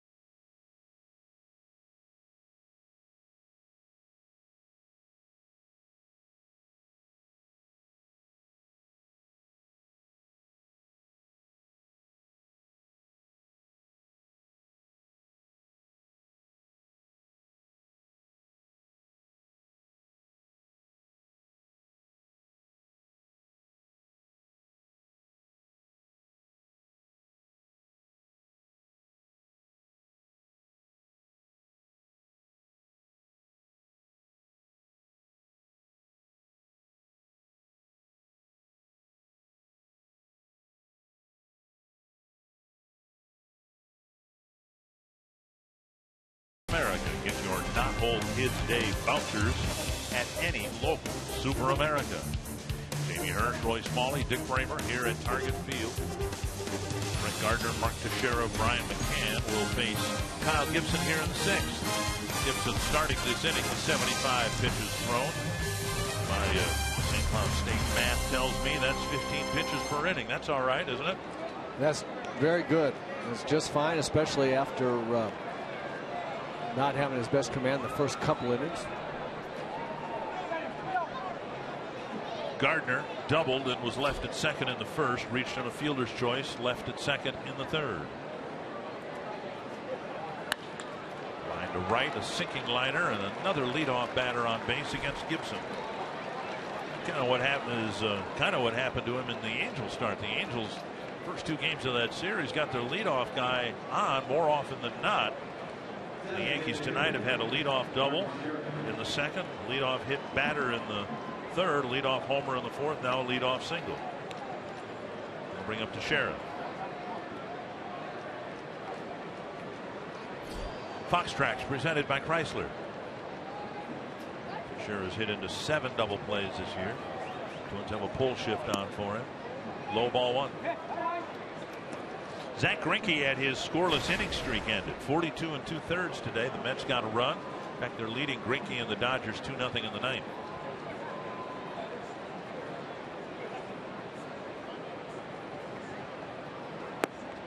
Two and 0. For a long time now, the Yankee lineup has been so good at making pitchers throw the ball over the plate and throw the ball in spots that the Yankee hitters want to hit it. They've had a reputation for doing that for a long time, and this lineup appears to be no different.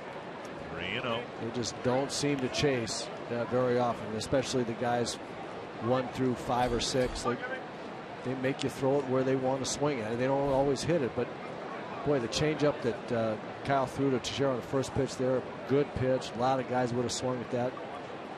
Teixeira just not biting, works at 3-0. Now takes a walk. First and second, nobody out. We saw this last night from Tommy Milone, who was sailing through 6. And the Yankees jumped all over him quickly. Had some plays that weren't made behind Milone that contributed to the big inning. But now a single and a 4-pitch walk. Twins getting the reliever stretched out in their bullpen. Here's Brian McCann.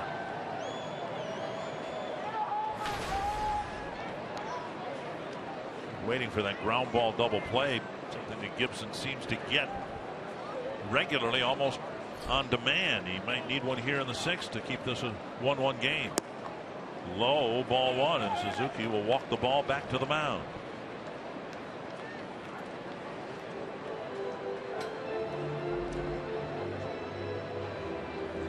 Trip to the mound, even though Suzuki took his time. Give Gibson a little bit of a break. Yeah, and I think he's talking to him right now about, the sinker is going to be the pitch that you get the ground ball with. Don't be afraid to throw it. You've got good stuff. The natural sink will take care of the ground ball. Let's figure out a way to get one here. I think he's concerned about Kyle being just a little too fine. Don't be afraid to throw strikes with your good stuff.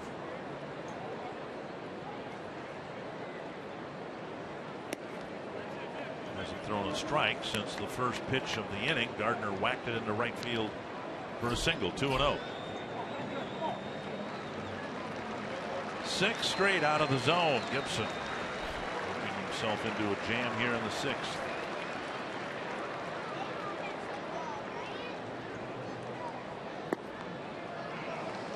Changeup misses. Carlos Beltran on deck. McCann's got a 3-0 count.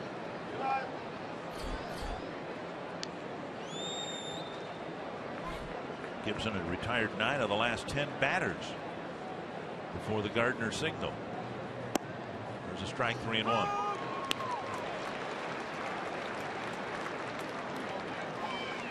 And the 6th inning was the inning that did Gibson in Anaheim. But here a base hit. 4-pitch walk, now 3-1 to McCann. A walk will fill him up.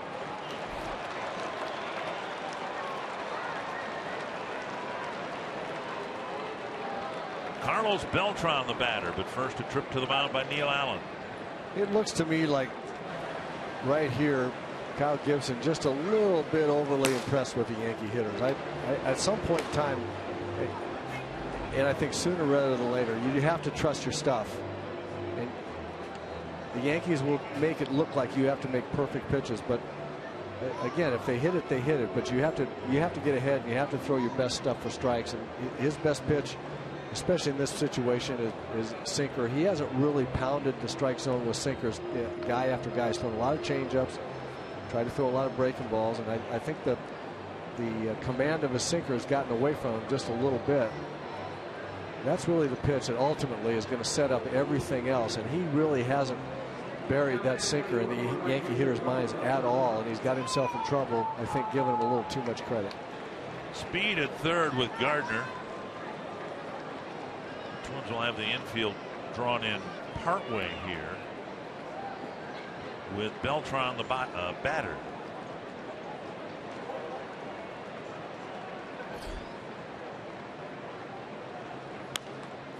Foul, it'll reach the seats.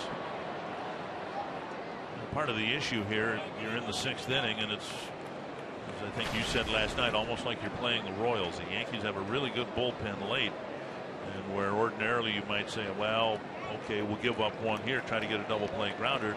Then you find yourself down 2-1, facing, a lockdown bullpen, and I don't know that you can really afford to do that. We'll see where the ball's put in play and what the Twins do with it here. You don't really want to give up 1 run here, but you really don't want to give up 2. Right. So, that's the main thing. 2 becomes enormous. That's off the line, and it'll go foul. Gibson the first one there. But you're right. One run with the bullpen, especially 8th and 9th inning guys, is it looks very, very big. 2 looks like it's insurmountable against those guys. Coming up August 2nd, a Super America Knothole Kids Day. The Twins taking on the Mariners, and the first 20,000 fans get a Twins cap presented by DQ. Go to twinsbaseball.com/tickets. Get your tickets today. Gibson with a couple of strikeouts in the first, 1 in the second. Has not gotten a strikeout since, and he could sure use one here. Beltran 51 strikeouts and 260 at bats.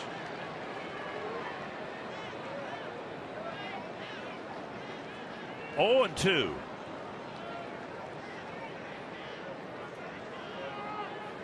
Struck him out.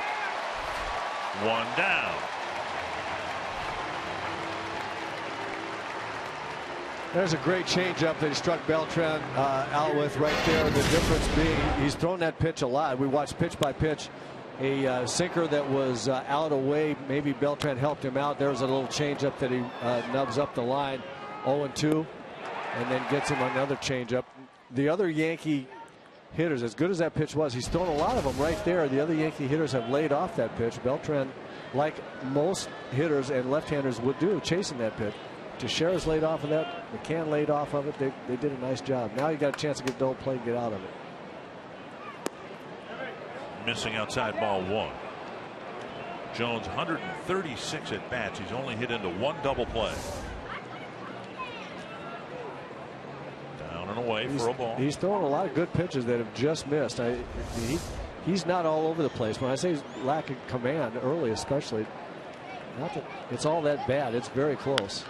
Sliced foul, 1-1. Gibson has averaged more than 1 ground ball double play per start. He doesn't have one yet. I'm surprised by you mentioning Garrett Jones doesn't hit into many double plays on the surface of it, but he is a fly ball hitter. There's no question about it. He wants to hit the ball in the air. He wants to hit the ball in the ballpark. He swings accordingly. 1-1. He has 2 flyouts to right field so far today, and a base hit to right. Gardner will score. Teixeira will be held. And the Yankees take the lead 2-1. In the inning, 2 singles, 2 walks, and Jones has driven in his 17th run of the year.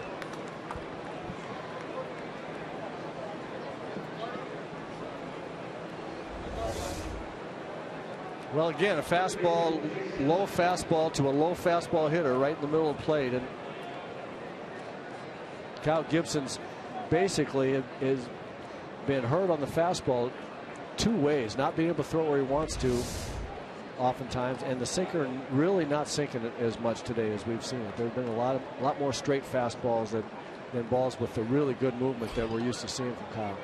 Headley homered his last time up. Low, ball 1, and falling behind these hitters hasn't helped. Got ahead of Beltran and struck him out.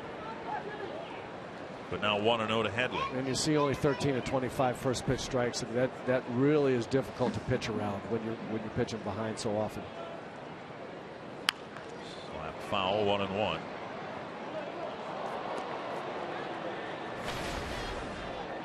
Getting close to the 100 pitch mark now.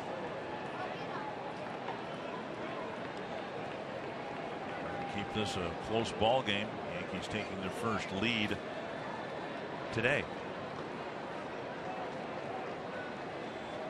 1-1.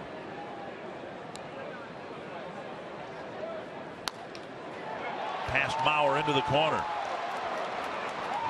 It'll score 2. Jones to third. They're going to wave him. No, they're going to hold him up. And Headley at first with a 2-run single, and it's 4-1.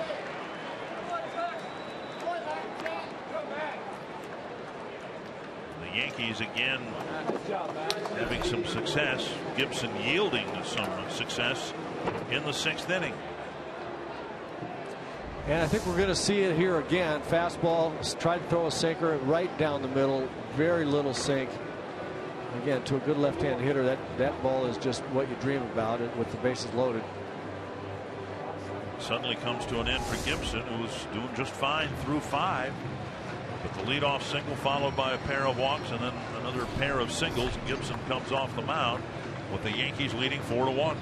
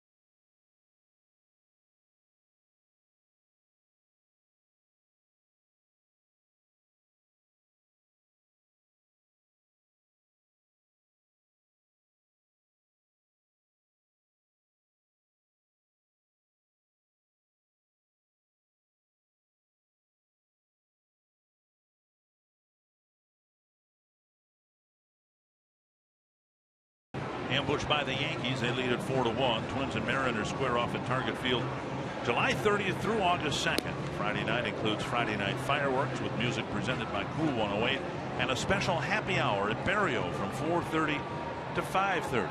Saturday is a DQ Sensational Saturday, and Sunday is a Super American Knothole Kids Day. Call 800-33-TWINS or visit twinsbaseball.com and get your tickets today. Ryan O'Rourke trying to put an end to this Yankees 6th inning. Gregorius the batter. Jones at third and Headley at first. And a bunt. Dozier flips to first, and a sacrifice, a safety squeeze. Gregorius driving in a run. Jones from third base making it a 4-run inning. That's a very nice play by Gregorius right there. Excellent idea, excellent execution. Getting the ball by the pitcher, making Brian Dozier charge the ball with runner on third, being able to score pretty easily. Brian had no other play. You see this, just hit a soft ground ball basically to Brian Dozier, and runner on third scores easily. Runner at second now with 2 down. Gibson charged with so far 5 runs. He's still responsible for Headley at second base. A deep drive to right field, and that ball is gone. O'Rourke gives up a squeeze bunt sacrifice for a run, and now it's Stephen Drew with a 2-run home run, and the Yankees have broken it open in the 6th inning.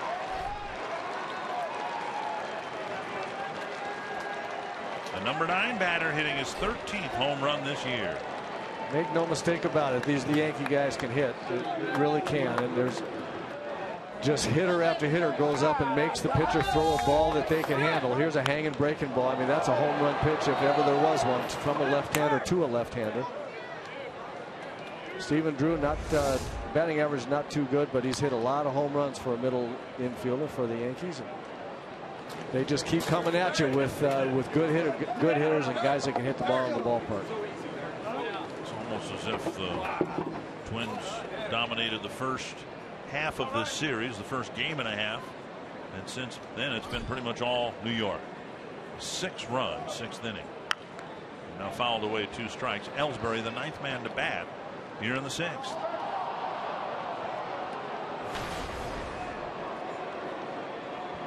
And with 2 strikes, Plouffe will move to the right side of the infield.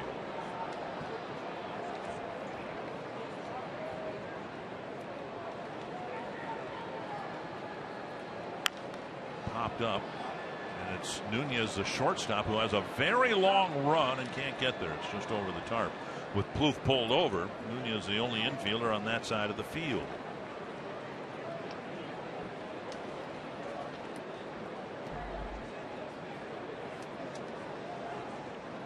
He's in danger now of losing their 3rd straight series since the All-Star break. They went into the All-Star break on a high note with 6 wins in their last 7 games. But they lost the Oakland and Angels series. Now the Yankees have broken this one open, at least for the time being. 2 strikes.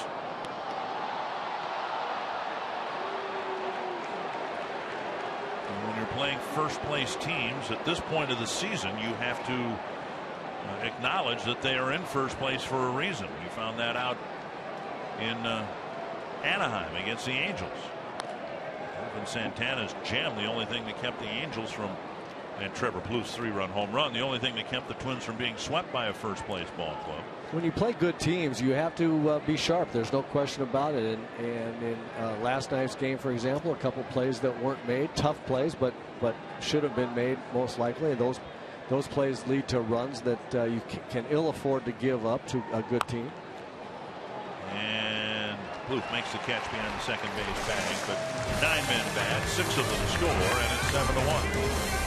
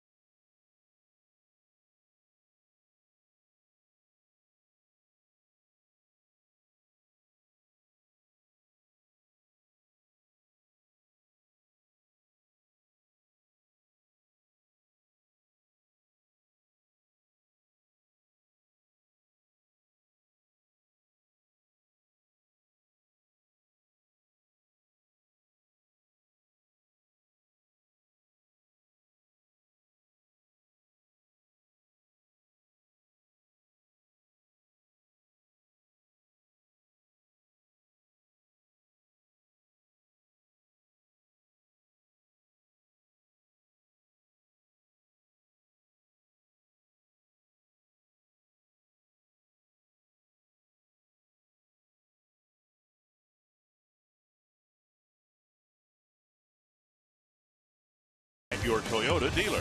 Toyota, let's go places. By Sanford Orthopedics and Sports Medicine, for the everyday competitor in all of us. And by McDonald's, have bowl for breakfast with the new chorizo burrito from McDonald's. 2 more Yankee home runs here this afternoon. The first by Chase Headley tying the game. Then Stephen Drew hit a 2-run home run, part of a 6-run inning.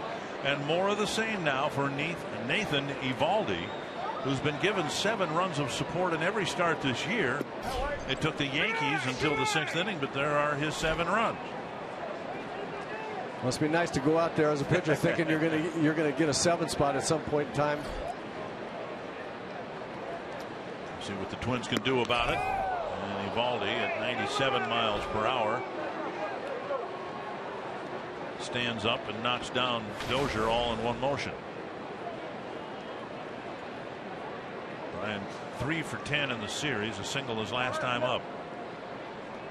Twins have just 3 singles against Eovaldi. Close pitch taken for ball 2. Excuse me, ball 3.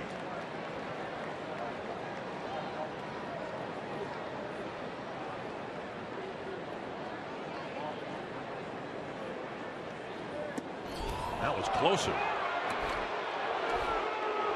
And Dozier will take a walk. That one almost hit him. Well, clearly not throwing at him, and he doesn't want to take a 7-1 lead into the sixth here and put the first guy on via the base hit by pitch. So just a little lack of control there. As promised earlier in the game, we've selected the Data Strong Fan photo of the game. Tweet your strongest fan photo to #NorthDataStrongFan. A chance to be featured in an upcoming broadcast brought to you by T-Mobile. Hunter takes inside, ball 1. And now McCann is going to remind Eovaldi what the score is. Well, I think he's going to go out there and tell him, look, that ball is a strike. Don't fight the umpire. That was a pretty good pitch right there. I think McCann just wants to settle him down and say, you know, look, don't fight the umpire. Look, he's upset at the call, and McCann go back there and say, you know, that was a strike, and I had to go out there and tell him that was a strike. Trying to settle his young pitcher down. One thing that I've noticed here is, I think, is very interesting. You see Fox tracks showing that Eovaldi is right. And there's a strike. I've noticed, I've been watching Eovaldi and McCann. He has yet to shake McCann off. And I think that the veteran catcher has got this guy saying, look, I'll call it. You just throw it. You throw what I call. Tap foul, and now McCann's wounded. Tried to get back up, now went back down to a knee, and that'll bring Joe Girardi and the trainer out.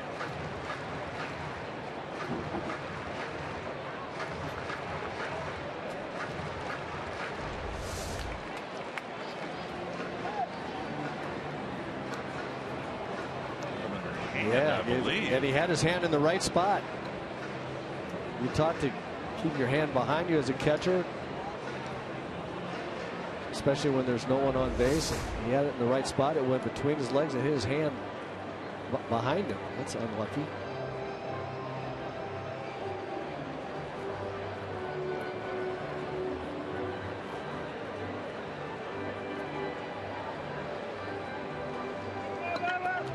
Ken almost reacting like the ball got him someplace else, but looked on that replay as if it went between his legs and got him in the bare hand. That's what I think.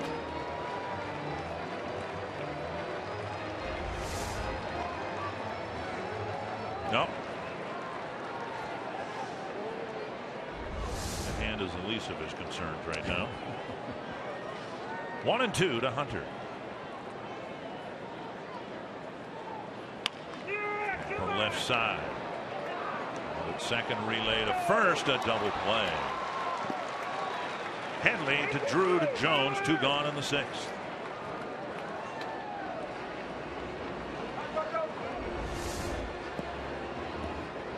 Headley to his left, making real sure of the first good throw to second, and then Torrey doesn't run quite the way he used to. Eovaldi says, yep, that's what I needed right there. 2 down, and now Mauer.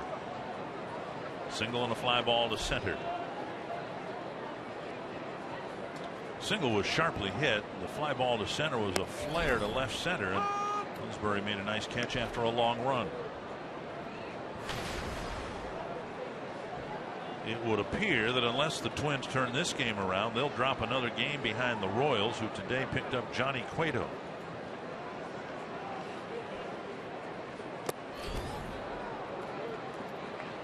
And now 1-1. Now just think what the trades made within the last few days mean just to the Twins. I mean, it's great for the Royals to have Johnny Cueto, and whether it turns out to be a good trade for them or not remains to be seen.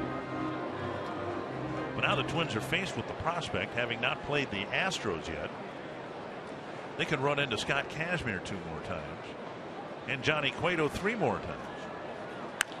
Pulled to the right side, right at the second baseman. And Mauer retired, and Eovaldi faces just 3 men in the inning.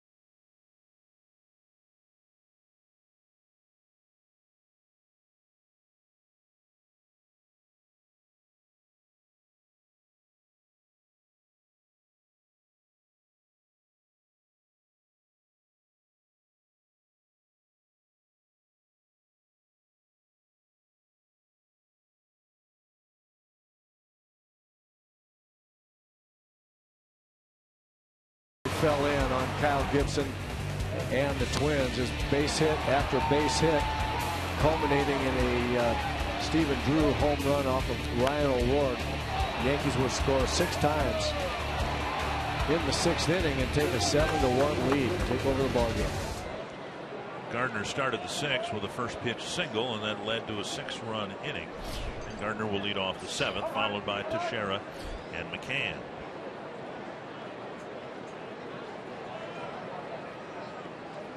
Way out in front from O'Rourke, 1 strike. Now, let me correct myself. Mentioned the Royals acquiring Johnny Cueto. The Twins would only see him potentially 2 more times, but Kazmir perhaps 2 more times. And those 2 guys have given the Twins fits in earlier meetings this year. Cueto just once, Kazmir a couple times. Now 1-1. I would expect, and I don't have any inside information, but I would expect that there's a good chance that the Twins roster will look different when Tuesday's game series with the Pirates begins here. It's an off day tomorrow. Swing a foul.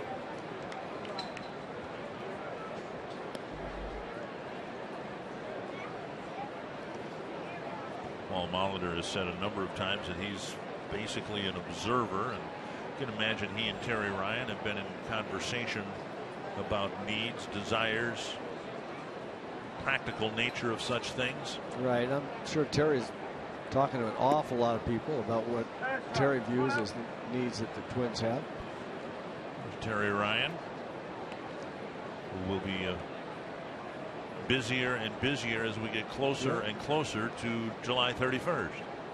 Do you have an opinion about the trading deadline maybe moving back? Well, I'm with Terry. I saw that Terry's quoted in the paper the other day saying we've been arguing about it, you know, up or back for a lot of years. He said, I think it's in about the right spot, and I'd be in agreement with that. Now, trades can be made, completed in August, but then waivers have to be passed. Yeah, this is the non-waiver deadline, right. And now outside, Gardner takes a walk from O'Rourke, leading off the 7th inning. The oldest player to have a 3 home run game, Alex Rodriguez. Nope, Stan Musial. Oh, the man.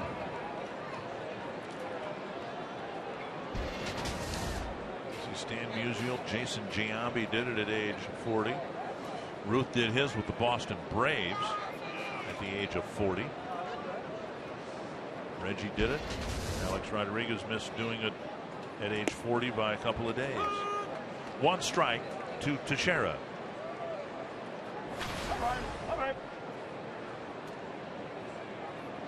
Well, I know for a fact Jim Thome hit 2 of them in his 40s because he hit number 599 and 600 in consecutive at bats. 1-1. Jim now a support person for the White Sox, who just completed a 4-game sweep of the Indians in Cleveland. And there are now thoughts, I'm sure, in Chicago that the White Sox can get to 500. They are now 46-50. But what a devastating, I don't know if you're in last place, maybe nothing can be devastating anymore, but what a demoralizing 4-game series for the Indians, who started that series ahead of the White Sox and now find themselves 45-52. That is demoralizing. No question about it. That's almost season ending. 2-2.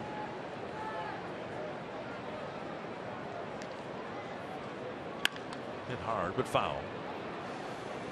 Tigers are playing in Boston tonight as they hope to get back to the 500 mark, amid rumors that they are or will be very shortly in sell mode.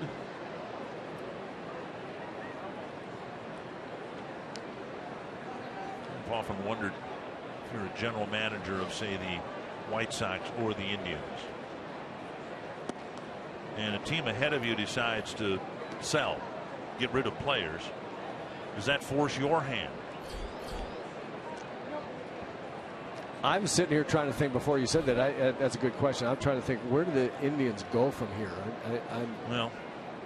I'm looking at thinking about their roster of players, and they've got what appears to be a nice potential starting rotation, but I just don't know where you go, where else you go. Popped up near the mound. O'Rourke runs behind home plate, and Nunez makes the catch, one away. The Indians have said they will not consider offers for their core of starting pitchers, figuring, okay, this has been a bad year, but we're going to take that group of starters forward and contend with them soon. Right. I can't imagine. Salazar, Carrasco, Kluber. Right. I can't imagine that they would think about trading any of those guys, and that's why I say, where do they go? Who do they trade out of that lineup that's going to help them somewhere else in the lineup? Well, the position players really, you'd look there, but then the players you maybe want to spin off, Nick Swisher, players like that, there's not going to be much demand for them. Right. Right. That's my point. Yep. 2-0. I mean, they've got Kipnis, who's a nice player. They've got Brantley, who's a very nice player. And so starting pitching and those two guys are going to form the core of that club. And then what have you got to, where are you going to go? And then too, you wonder the way this season has played out so far. I mean, what have we learned? This is in the American League, at least. This side of Kansas City, there are no great teams. Yankees are playing well now. The Angels were playing well, but now they've lost 3 in a row. 2-1. If you keep your group together, follow back. If you keep the group together, you can turn things around pretty quickly, because you don't have a team with 105 wins to beat the next year. Right. So I can understand why the Indians would say, well, no, we're not going to get rid of our pitchers, because if we build around them, we can do what Kansas City has done, Houston perhaps this year, Twins perhaps. 3-2. Been a long struggle here for O'Rourke. It's already his 28th pitch. And another walk. First and second, one down. Tonight, don't miss Fox Sports Live. They'll bring you news and highlights from around Major League Baseball, plus the latest from the entire world of sports, including the latest on trades around Major League Baseball as the deadline inches closer. Plus, just 7 Sundays remain until the regular season of NFL football begins. We'll have updates as teams prepare to report to training camp. Fox Sports Live tonight only on Fox Sports 1 and streaming live on Fox Sports Go. One strike now to Beltran.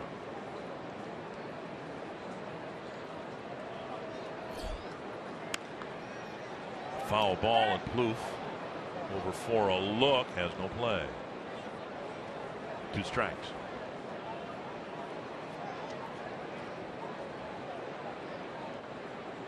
And while it's entirely possible that the Twins will add a player or two in the hopes of improving the roster and getting to postseason play, I think even the most devout Twins fan would not want the Twins to mortgage any part of the future for short-term gain. No, not this year. I think that's absolutely right. I think that the minor leagues is starting to look like a very, very fruitful place from which really good players are going to start emerging. And a strikeout of Beltran. 2 down. And I don't think that this year is the year to try to make a blockbuster with some great talent. As Ryan O'Rourke throws Beltran a real nice breaking ball, strike him out. Garrett Jones will bat. Jones with an RBI single in the 6th.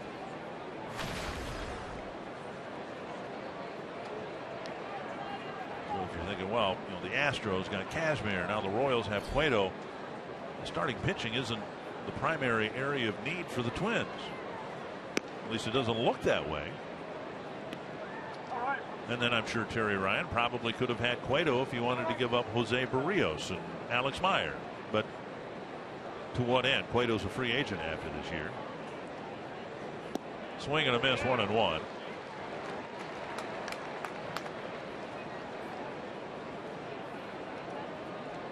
Twins are in a funny position too, because you look around the position players that are on the field, and you got to be pretty happy with either the guys that are out there now or the guys that are very close that are gonna be in one of these spots. And there's not an awful lot of places with few exceptions. There are not an awful lot of spots where you say, well, we've got to upgrade that spot right there. We got to give up an awful lot to upgrade that spot. I look around the position players, I don't see that.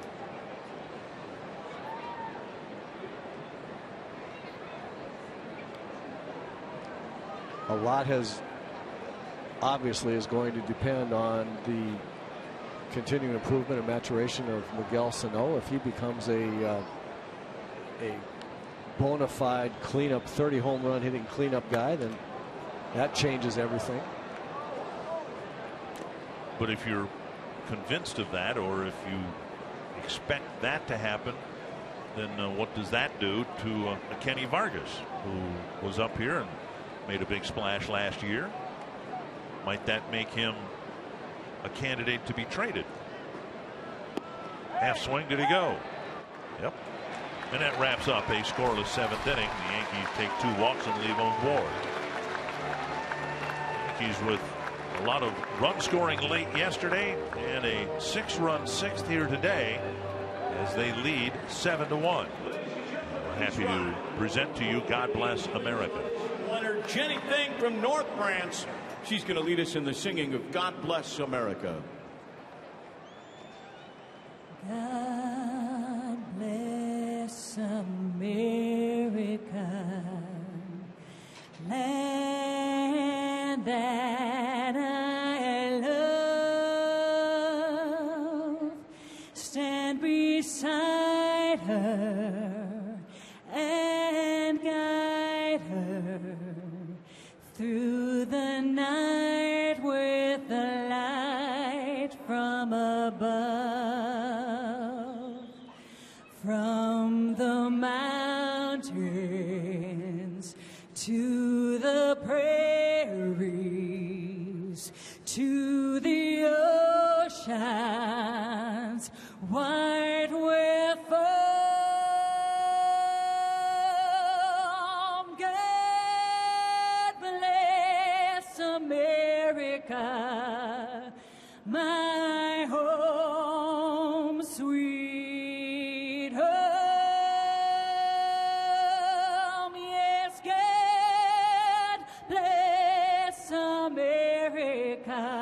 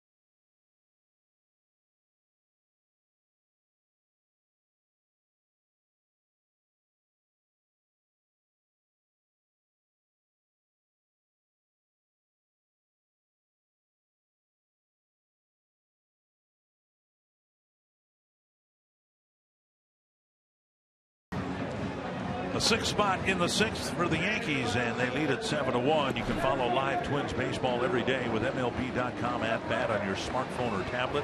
Stay connected to the Twins all season with MLB.tv Game of the Day, in-game highlights, live look-ins, replay reviews, radio broadcasts, and more. Browse the app's new features, including StatCast tracking videos and bilingual access for Spanish-speaking fans. Download MLB.com at-bat, the #1 app for live baseball. Miguel Sano leads off the 7th. Twins have a lot of work to do, and the first step would probably be trying to knock out Nathan Eovaldi here in the 7th inning. Strike on the outside corner, 96 miles per hour on the outside corner.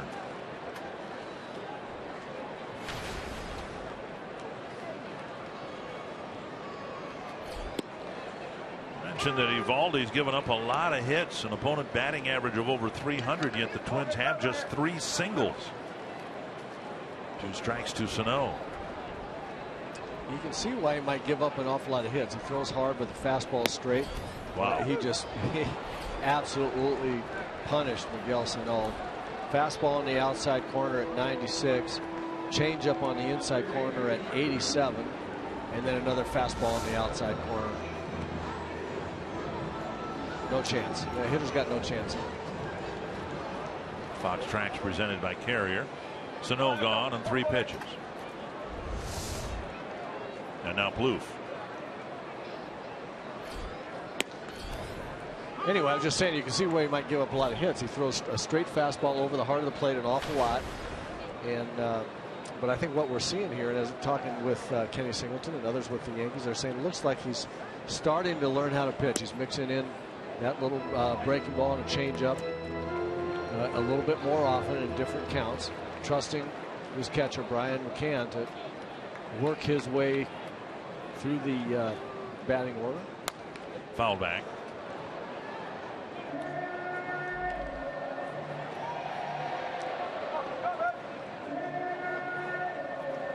If you throw 97, 98 miles an hour and it's got a lot of movement, you don't need an awful lot of other pitches in your arsenal. If you throw that hard and straight, then you have to develop the pitches that he's working on developing, and that's that breaking ball, and then he's working on a changeup as a split finger as a changeup.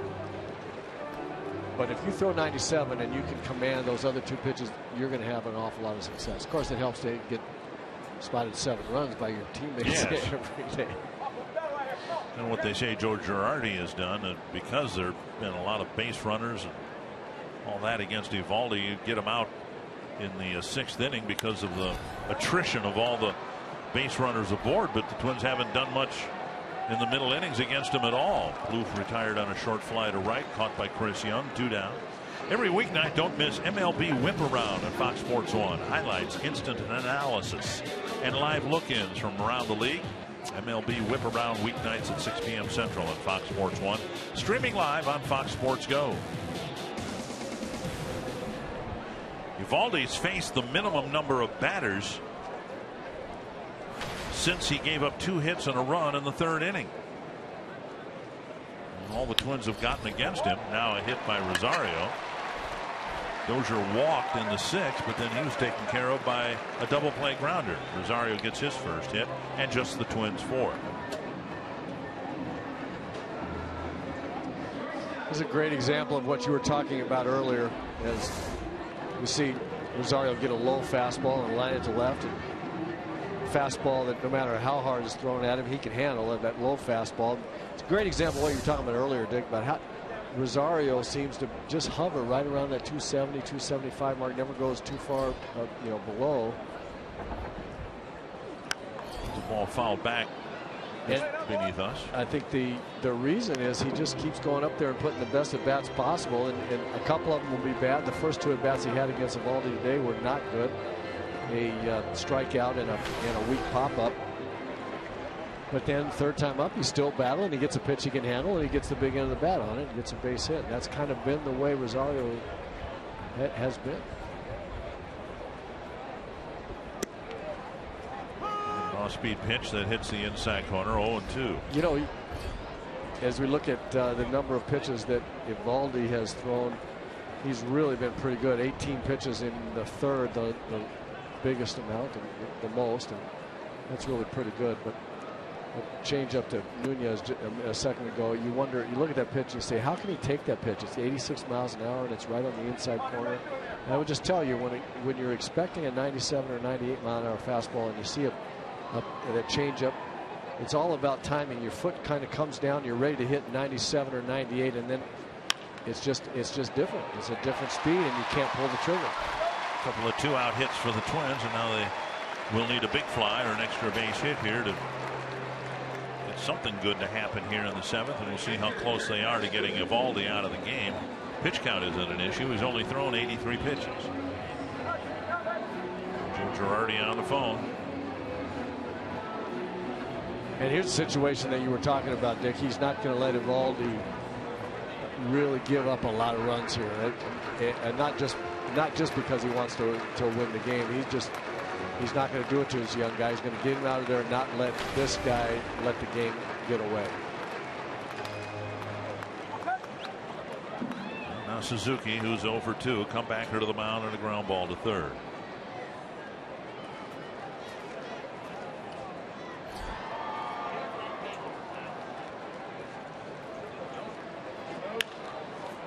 Foul between Gene Glynn and the line.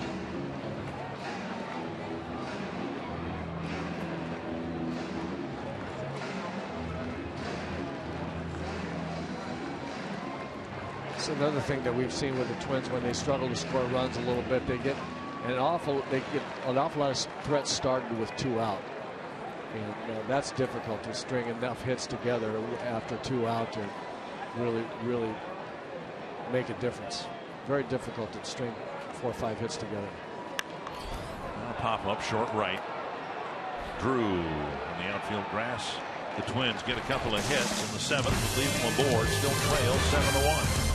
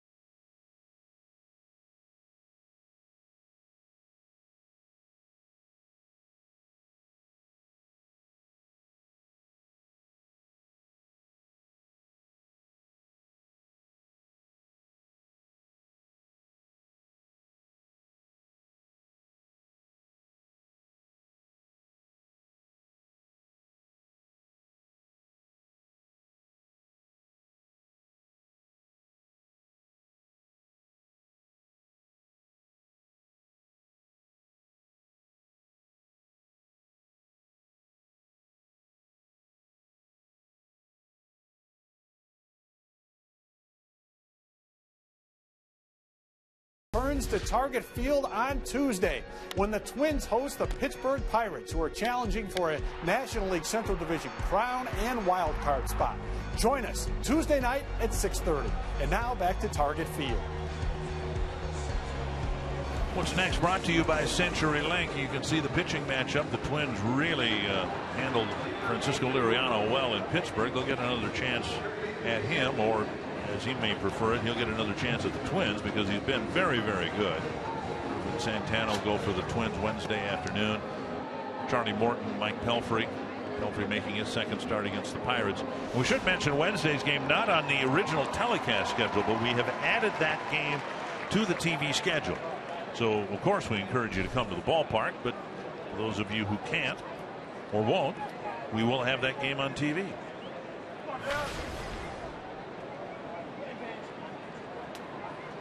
Chase Hadley will lead things off here in the Yankee 8th against J.R. Graham.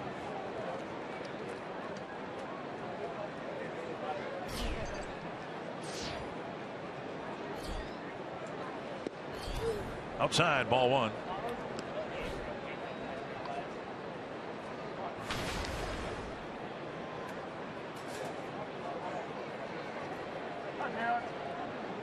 Headley with a home run in the 5th inning. Kyle Gibson had a shutout going through 4 and a 1-0 lead. But Headley hit one out on the plaza to tie the game. That was in the 5th. And Gibson was charged with 5 more runs in the 6th. Back-to-back starts for Gibson, where the 6th inning has been the decisive inning. Down and in, 2-1.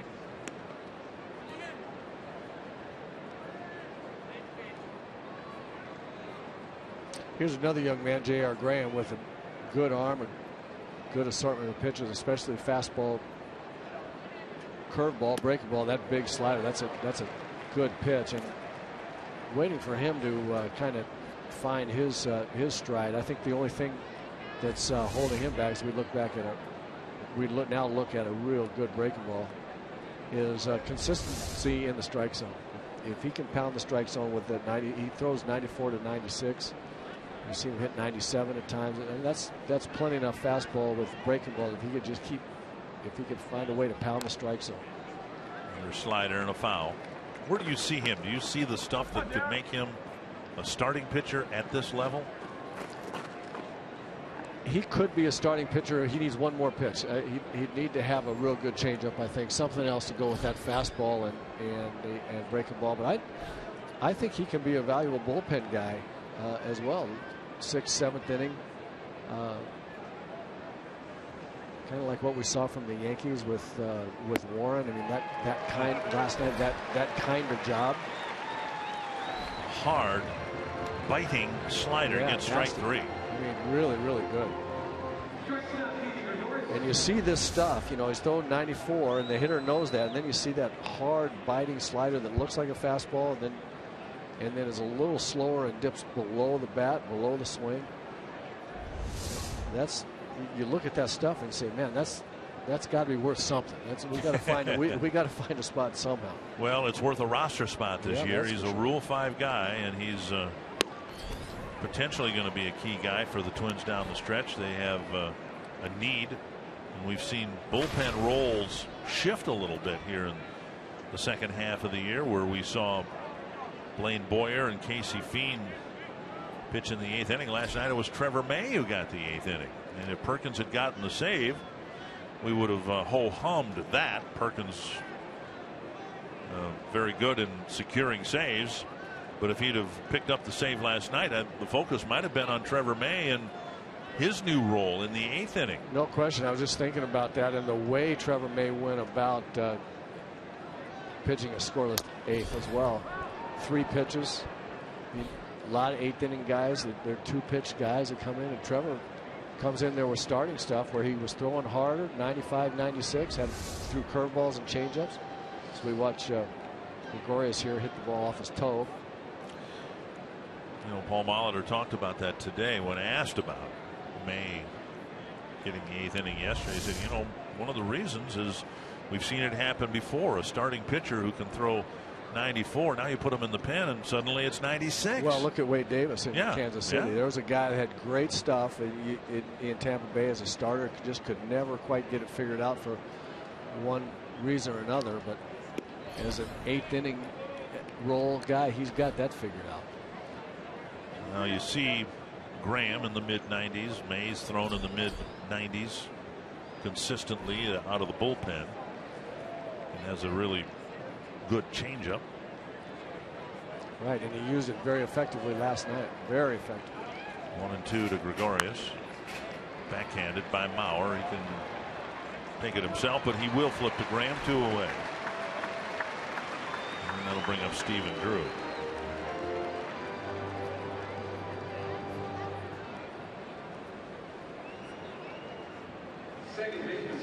Drew with a 2-run home run against O'Rourke in the 6th inning. A good part of the damage in the 6th inning against Gibson came after he left the game. That's what happened in Anaheim and to a lesser extent here. Gregorius with a safety squeeze bunt that scored a run off of O'Rourke, and then Stephen Drew clubbed a 2-run home run.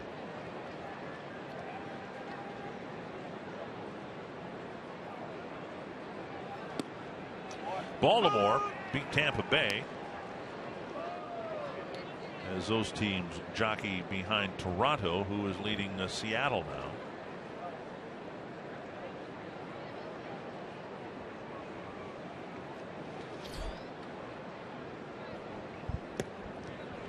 There's some good pitching being done in Pittsburgh. Pittsburgh beating Washington 3-1. Yeah. Those are two good hitting teams that got held down today. Pittsburgh to come in here Tuesday and Wednesday, and that's a nice team. They're very, very good ball club that's having a hard time catching how well the St. Louis Cardinals are playing in their division. On the ground, Dozier gets in front of it and throws to first. It's a 1-2-3-8 for J.R. Graham.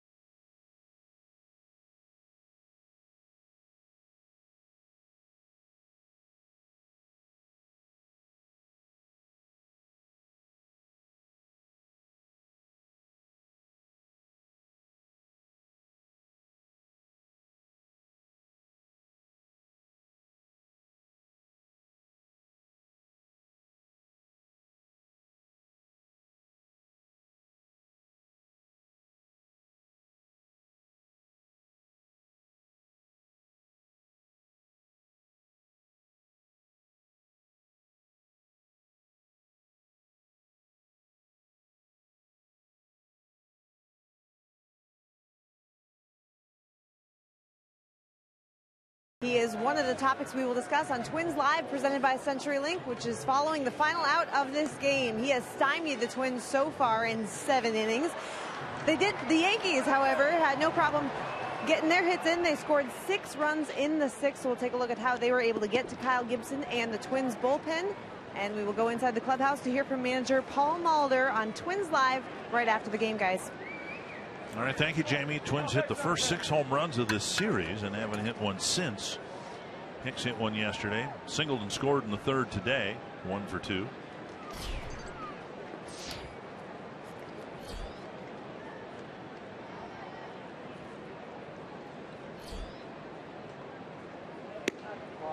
First pitch, breaking ball, strike 1. They got to love that in the Yankee dugout. We know Eovaldi because of his fastball and his arm. And he's been able to throw breaking pitches over for strikes, and he's pretty much handcuffed the Twins here today. Out in front, another off-speed pitch. He's out there with a big lead and probably feels like, hey, this is the best time to work on this stuff. I've got a big lead. Things are rolling along in my way. I think that's a real good point. I think that's exactly what he's doing. And as we mentioned earlier, trying to learn how to pitch. He's got to command those other 2 pitches in order to learn how to pitch, and working on command and the breaking ball, command on the changeup. He's also thrown some real nice changeups here today. He's pitched very well. Can't get around that. He's pitched very well.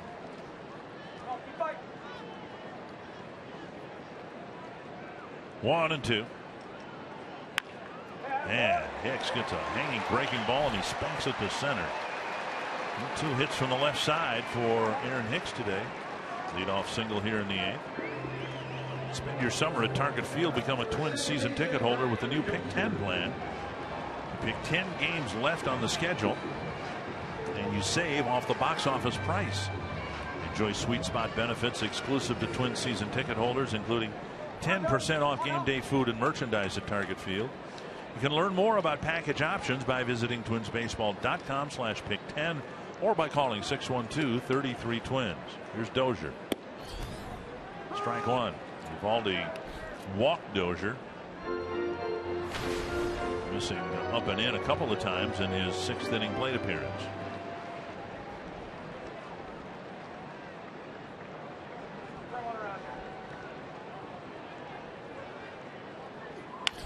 Toward the hole, stopped by Gregorius, but he has no play, and the Twins now have 4 singles in their last 5 at bats.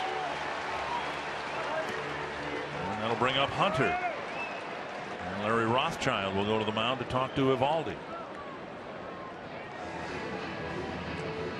I'm thinking this trip right here, as we look at the ground ball that Bryant hit, gets the head out just enough. Nice play by Gregorius, but no play. This trip by the pitching coach here. Young man can play pretty good shortstop. We've seen him make some nice plays here, but this trip by the pitching coach, I think as much as anything, just to give the bullpen guys time to warm up here. Dylan Betances starting to heat it up, and as we mentioned, or at least alluded to, Joe Girardi just not going to let Eovaldi give it up. There's no way. I'm guessing this is his last hitter if he doesn't get him out. He'll pitch until he doesn't get somebody out. If he gets Torre, he'll pitch to Joe maybe, but he's very close. Big swing and a miss.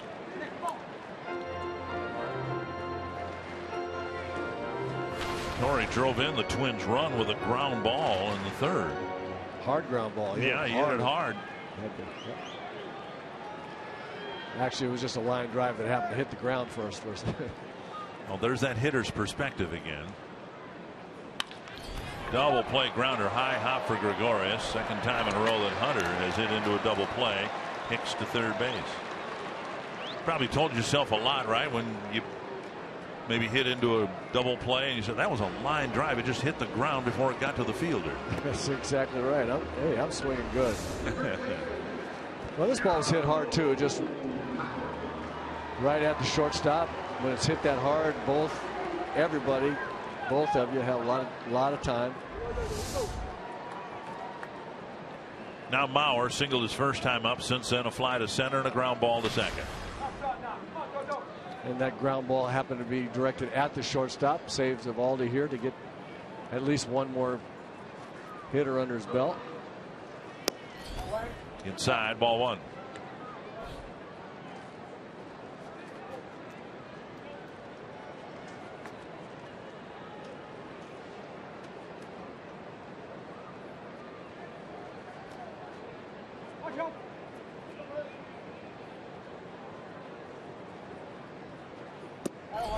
And now 2-0.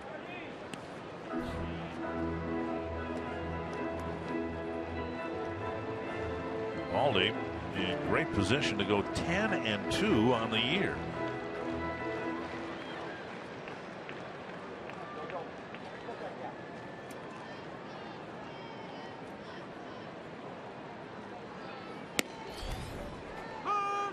Two and one.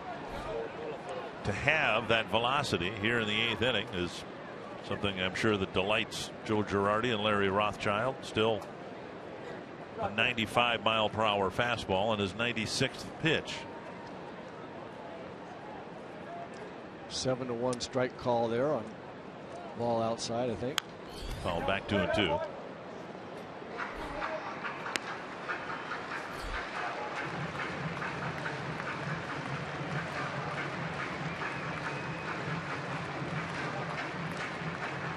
Won the opener handily. A rare win for the Twins against the Yankees here in Minnesota, and then a very lopsided one. Closer ball game last night.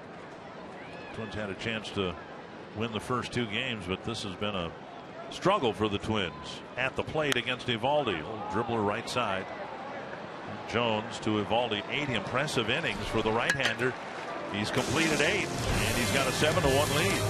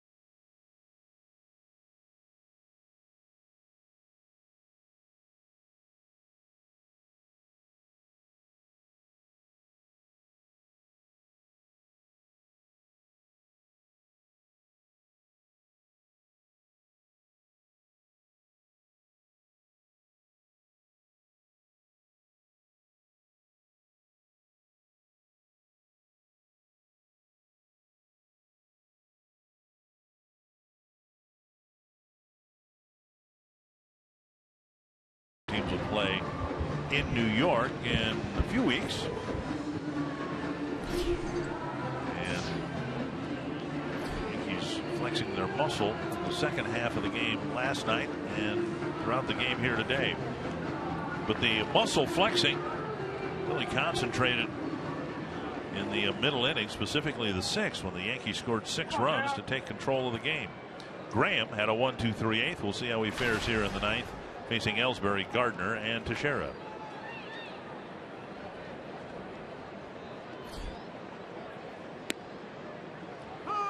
And an off-speed pitch hits the corner, 1 strike.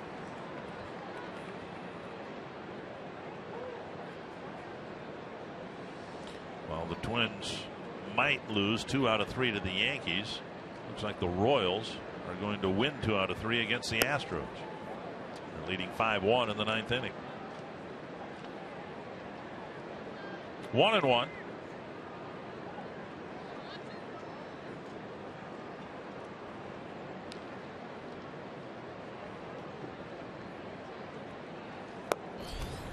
And missing the inside corner, 2-1.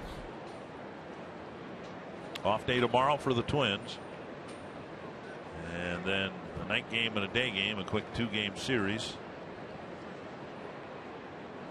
with the Pirates, then 4 with the Mariners. Against Rick Sofield and the Pirates. Rick Sofield, what, third base coach with the Pirates, isn't he? Yes, he is. Yeah. Third base coach of the Pirates, teammate of mine in the old days.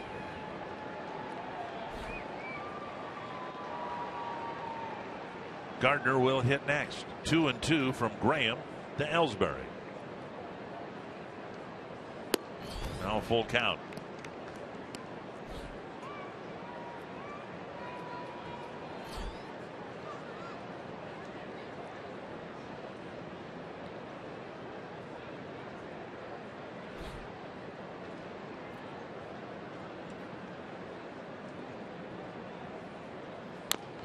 Chopped, foul. That fastball hit in 96. Good arm on this young man. I really, really do like his stuff.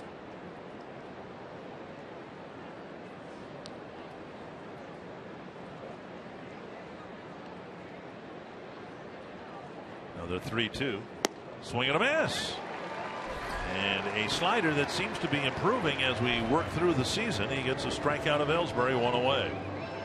Nathan Eovaldi pitching against the Twins for the first time, and really an impressive afternoon for the right-hander. Yeah, fastball, split finger changeup, another split finger changeup. I've been very, very impressed with how hard he throws so effortlessly, seemingly effortlessly, easy, smooth delivery, and into the 8th inning, still throwing 96, 97 miles an hour, and getting better and better, it looks like, for Joe Girardi, with his ancillary pitches, the breaking ball and split finger change.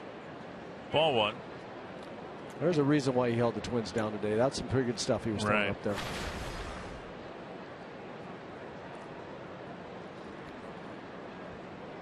If you're Graham, you know why you're on the team. You're a Rule 5 draft pick, and you have to stay on the big league roster. Every inning he throws this year, every at bat he has this year, from his perspective, he hopes will improve his chances of staying with the team next year. And that's where I think the Twins have to be encouraged. Twins went through that with Ryan Presley a couple of years ago. Bouncer to first. Mauer stays down. Moves to the bag, out number 2.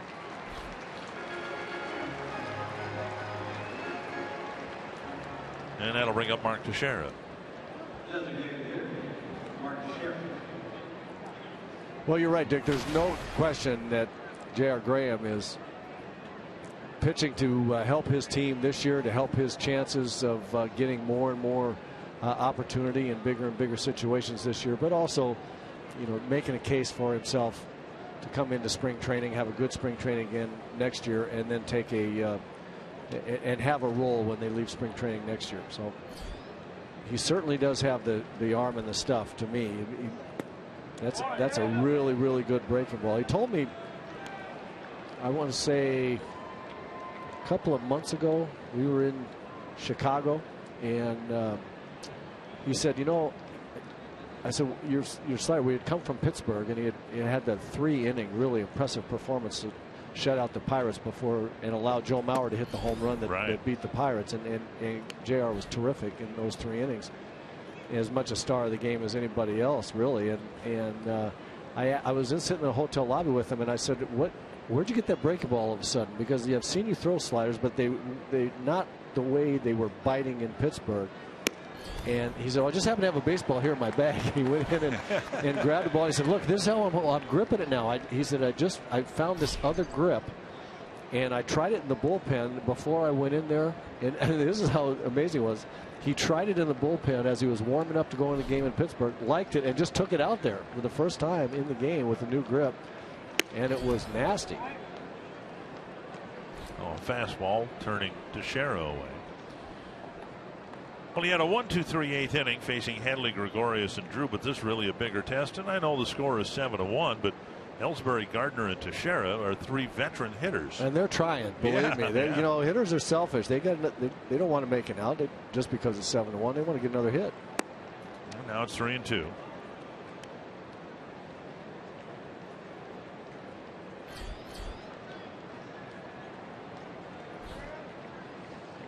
McCann on deck. Graham hopes to leave him there. A breaking ball, but it gets away from Suzuki. And the throw to first in time to complete the strikeout. A couple of good innings by J.R. Graham and a couple of strikeouts in the ninth against some veteran Yankee hitters.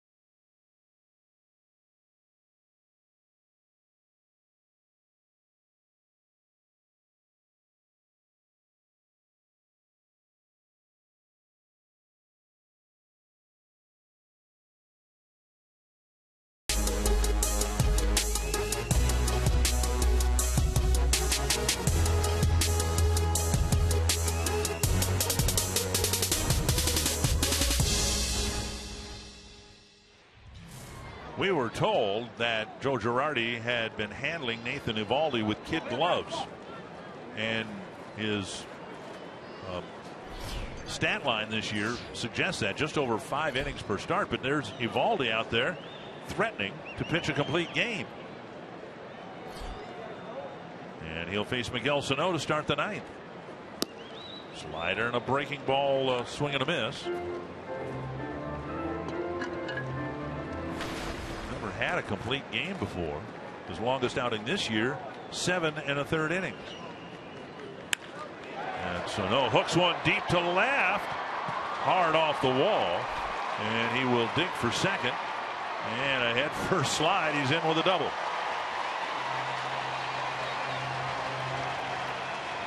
Well, the Twins got a couple of singles to start the 8th. Now Sano with a sinking line drive that hit about 3 feet up on the wall and left, and that's going to be the end of the day for Eovaldi. Yeah, breaking ball this time in the middle of the zone.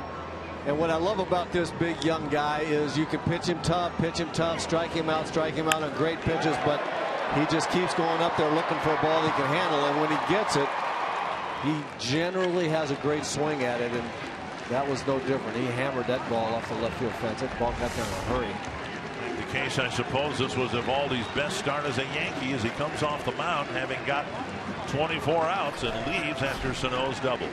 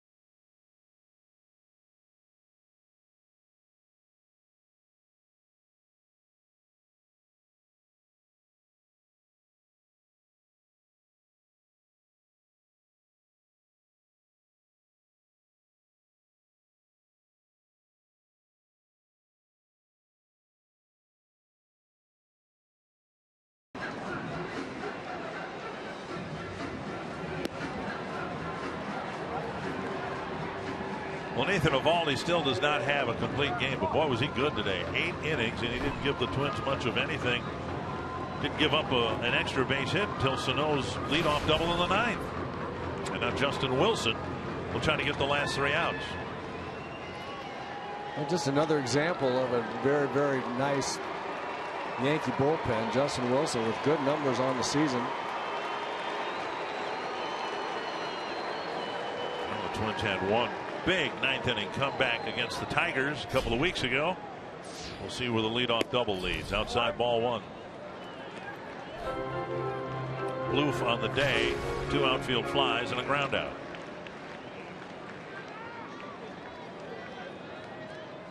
Boy, it just seems like it's de rigueur for the Yankee bullpen. I just expected if you're coming out of the bullpen, you throw 94, 95 on the short end. And then you got Betances and Miller right, that throw 97, 98. Good arms out there. David Robertson is one of the best closers in the game, yet the Yankees felt comfortable enough with Betances and then acquiring Miller to let Robertson go to the White Sox. Swing and a miss, 1-2.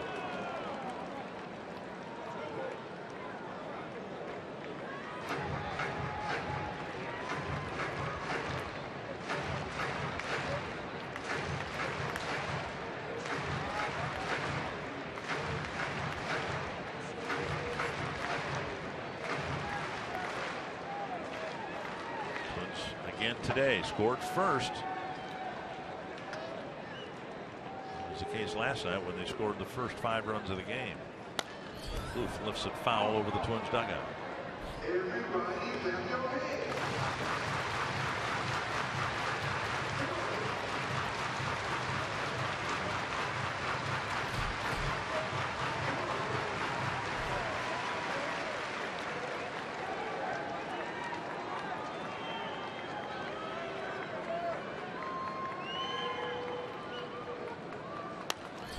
Another foul away.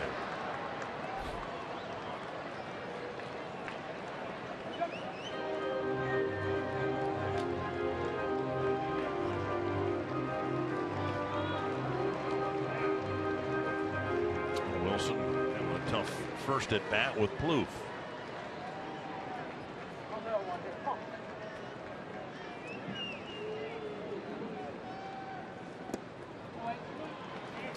Trevor battling. Yep, he is. Another tough at bat by a Twins hitter, which has been kind of their personality as well that I really like. And I also like we saw Tom Brunansky standing there in his usual spot when the Twins are hitting right there on the front step, calling out encouragement. He's got his scouting reports and his pitcher tendencies. He goes over with the hitters as they walk up there, but he's right there actually umpiring, calling pitches early for the umpire. Up the middle, and a great at bat for Plouffe. Sano around third, he's going to score. And the Twins have the start of a comeback here at 7-2. Yeah, good for Trevor. Really, really good at bat. Rewarded with an RBI single there.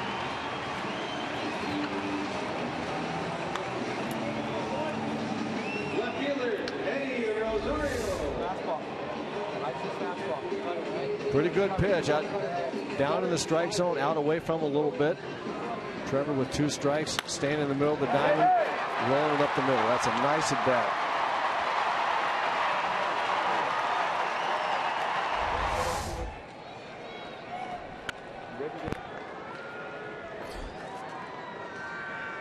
Rosario taking ball 1. Rosario with a base hit to left his last time up.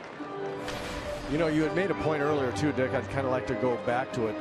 Joe Girardi's tendency to take Eovaldi out of the game early, but especially trouble he's had going through the lineup the 3rd time. And the Twins just didn't allow themselves that luxury of getting him out of the game and getting in the bullpen because of the 6-run inning in the 6th. But as well as Eovaldi pitched, if it's a 2-1 game or a 1-1 game or a 3-1 game, he may be out of there in the you know, in the 6th inning. And this rally that the Twins are having against Wilson might have started earlier than here in the 9th inning. So that was not only an ambush of Kyle Gibson and Ron O'Rourke, but it really paved the way for the Yankees not to have to use their bullpen as early as they probably would have. 1-2.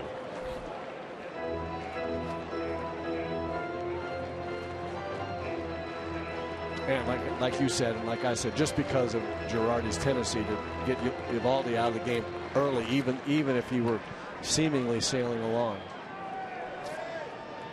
1-2 to Rosario. Jack to swing 2-2.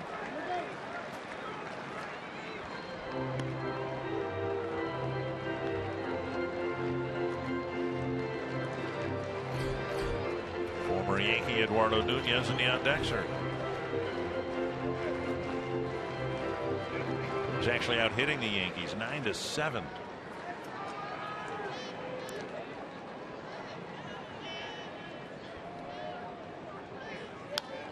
Hold back.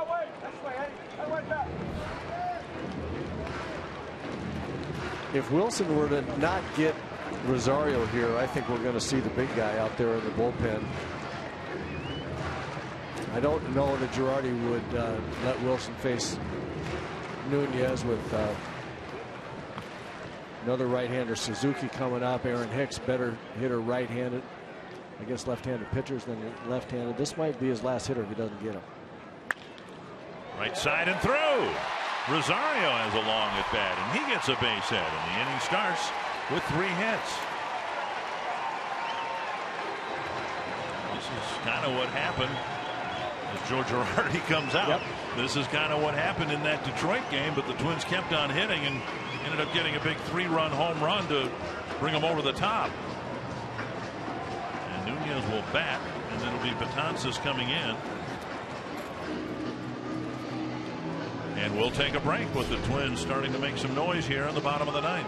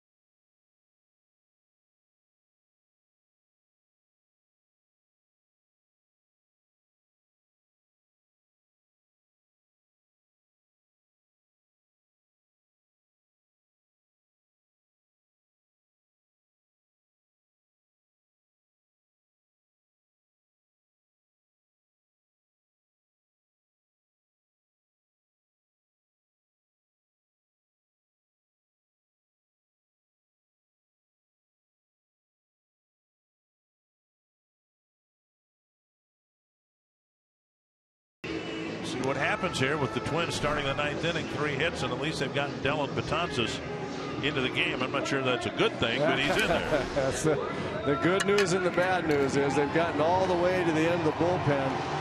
The bad news is that's a big brick wall there at the end of this bullpen. This guy's got some nasty stuff. Throws hard, upper 90s, got a knee buckling breaking ball.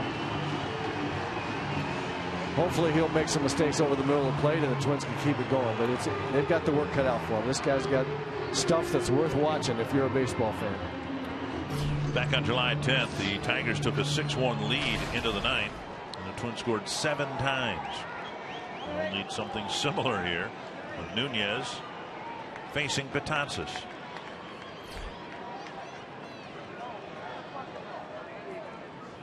Inside, and Nunez, who typically loses his helmet, lost his bat. 1-0.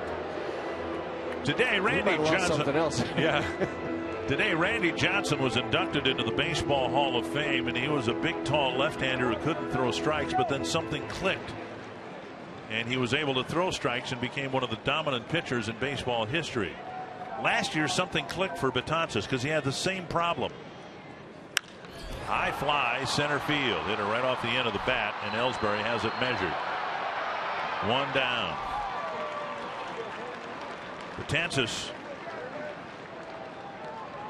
in 2012, 74 2/3 innings for Scranton, and he walked 69 guys. And this was not the seminal part of Johnson's turnaround when he and a Seagull intersected in a spring training game, but goodness. 1 down, and here's Suzuki. It's interesting that you would bring up the Yankees and a Seagull. I've got a story about that as well. Mr. Winfield? You betcha. I was Toronto. there. Yeah. Oh, you were? Okay. Oh, yeah. There's a first pitch strike, 97 miles per hour to Suzuki. That was just a get me over fastball. It went down to 97. Last year, Betances was 5-0 with an ERA of 1.40, and he only walked 24 guys in 90 innings, which is outstanding. Breaking ball called, second strike. There's that hard late break. Suzuki really upset. I think that ball is up and in as well. I'm with Kurt Foxtrach might tell us that the umpire is right, but that's you get a guy that has this kind of stuff. Right there. You know, and just you look at the umpire. Well, it's not right there. It's maybe the absolute upper corner. Line to the third baseman across the diamond. Double play. Rosario doubled off to end the game. I'm going to challenge that if I'm Paul. Not even good. The Yankees are congratulating each other, but Laz Diaz says, hold on, fellas. Yep. Let's let New York make this play, not this call, not this umpiring crew. And no, I guess they're not going to challenge it. Paul must have gotten word from Joe Vavra that the throw got there in time. And there you go. There you have it. Yep, he's up. So the inning ends, the game ends, the series ends. Tom Hanneman, since the 2009 season in Minnesota, the Twins are just 5-26, counting playoff games now, 5-26 against the Yankees. Not good, Dick. Twins out-hit the Yankees today, outscored them in the 3 games with back-to-back wins by New York. New York seal the series. Up next on Twins Live, presented by CenturyLink. We'll look at a terrific performance by Nathan Eovaldi. We'll hear from Molly and look ahead to the Pirates series.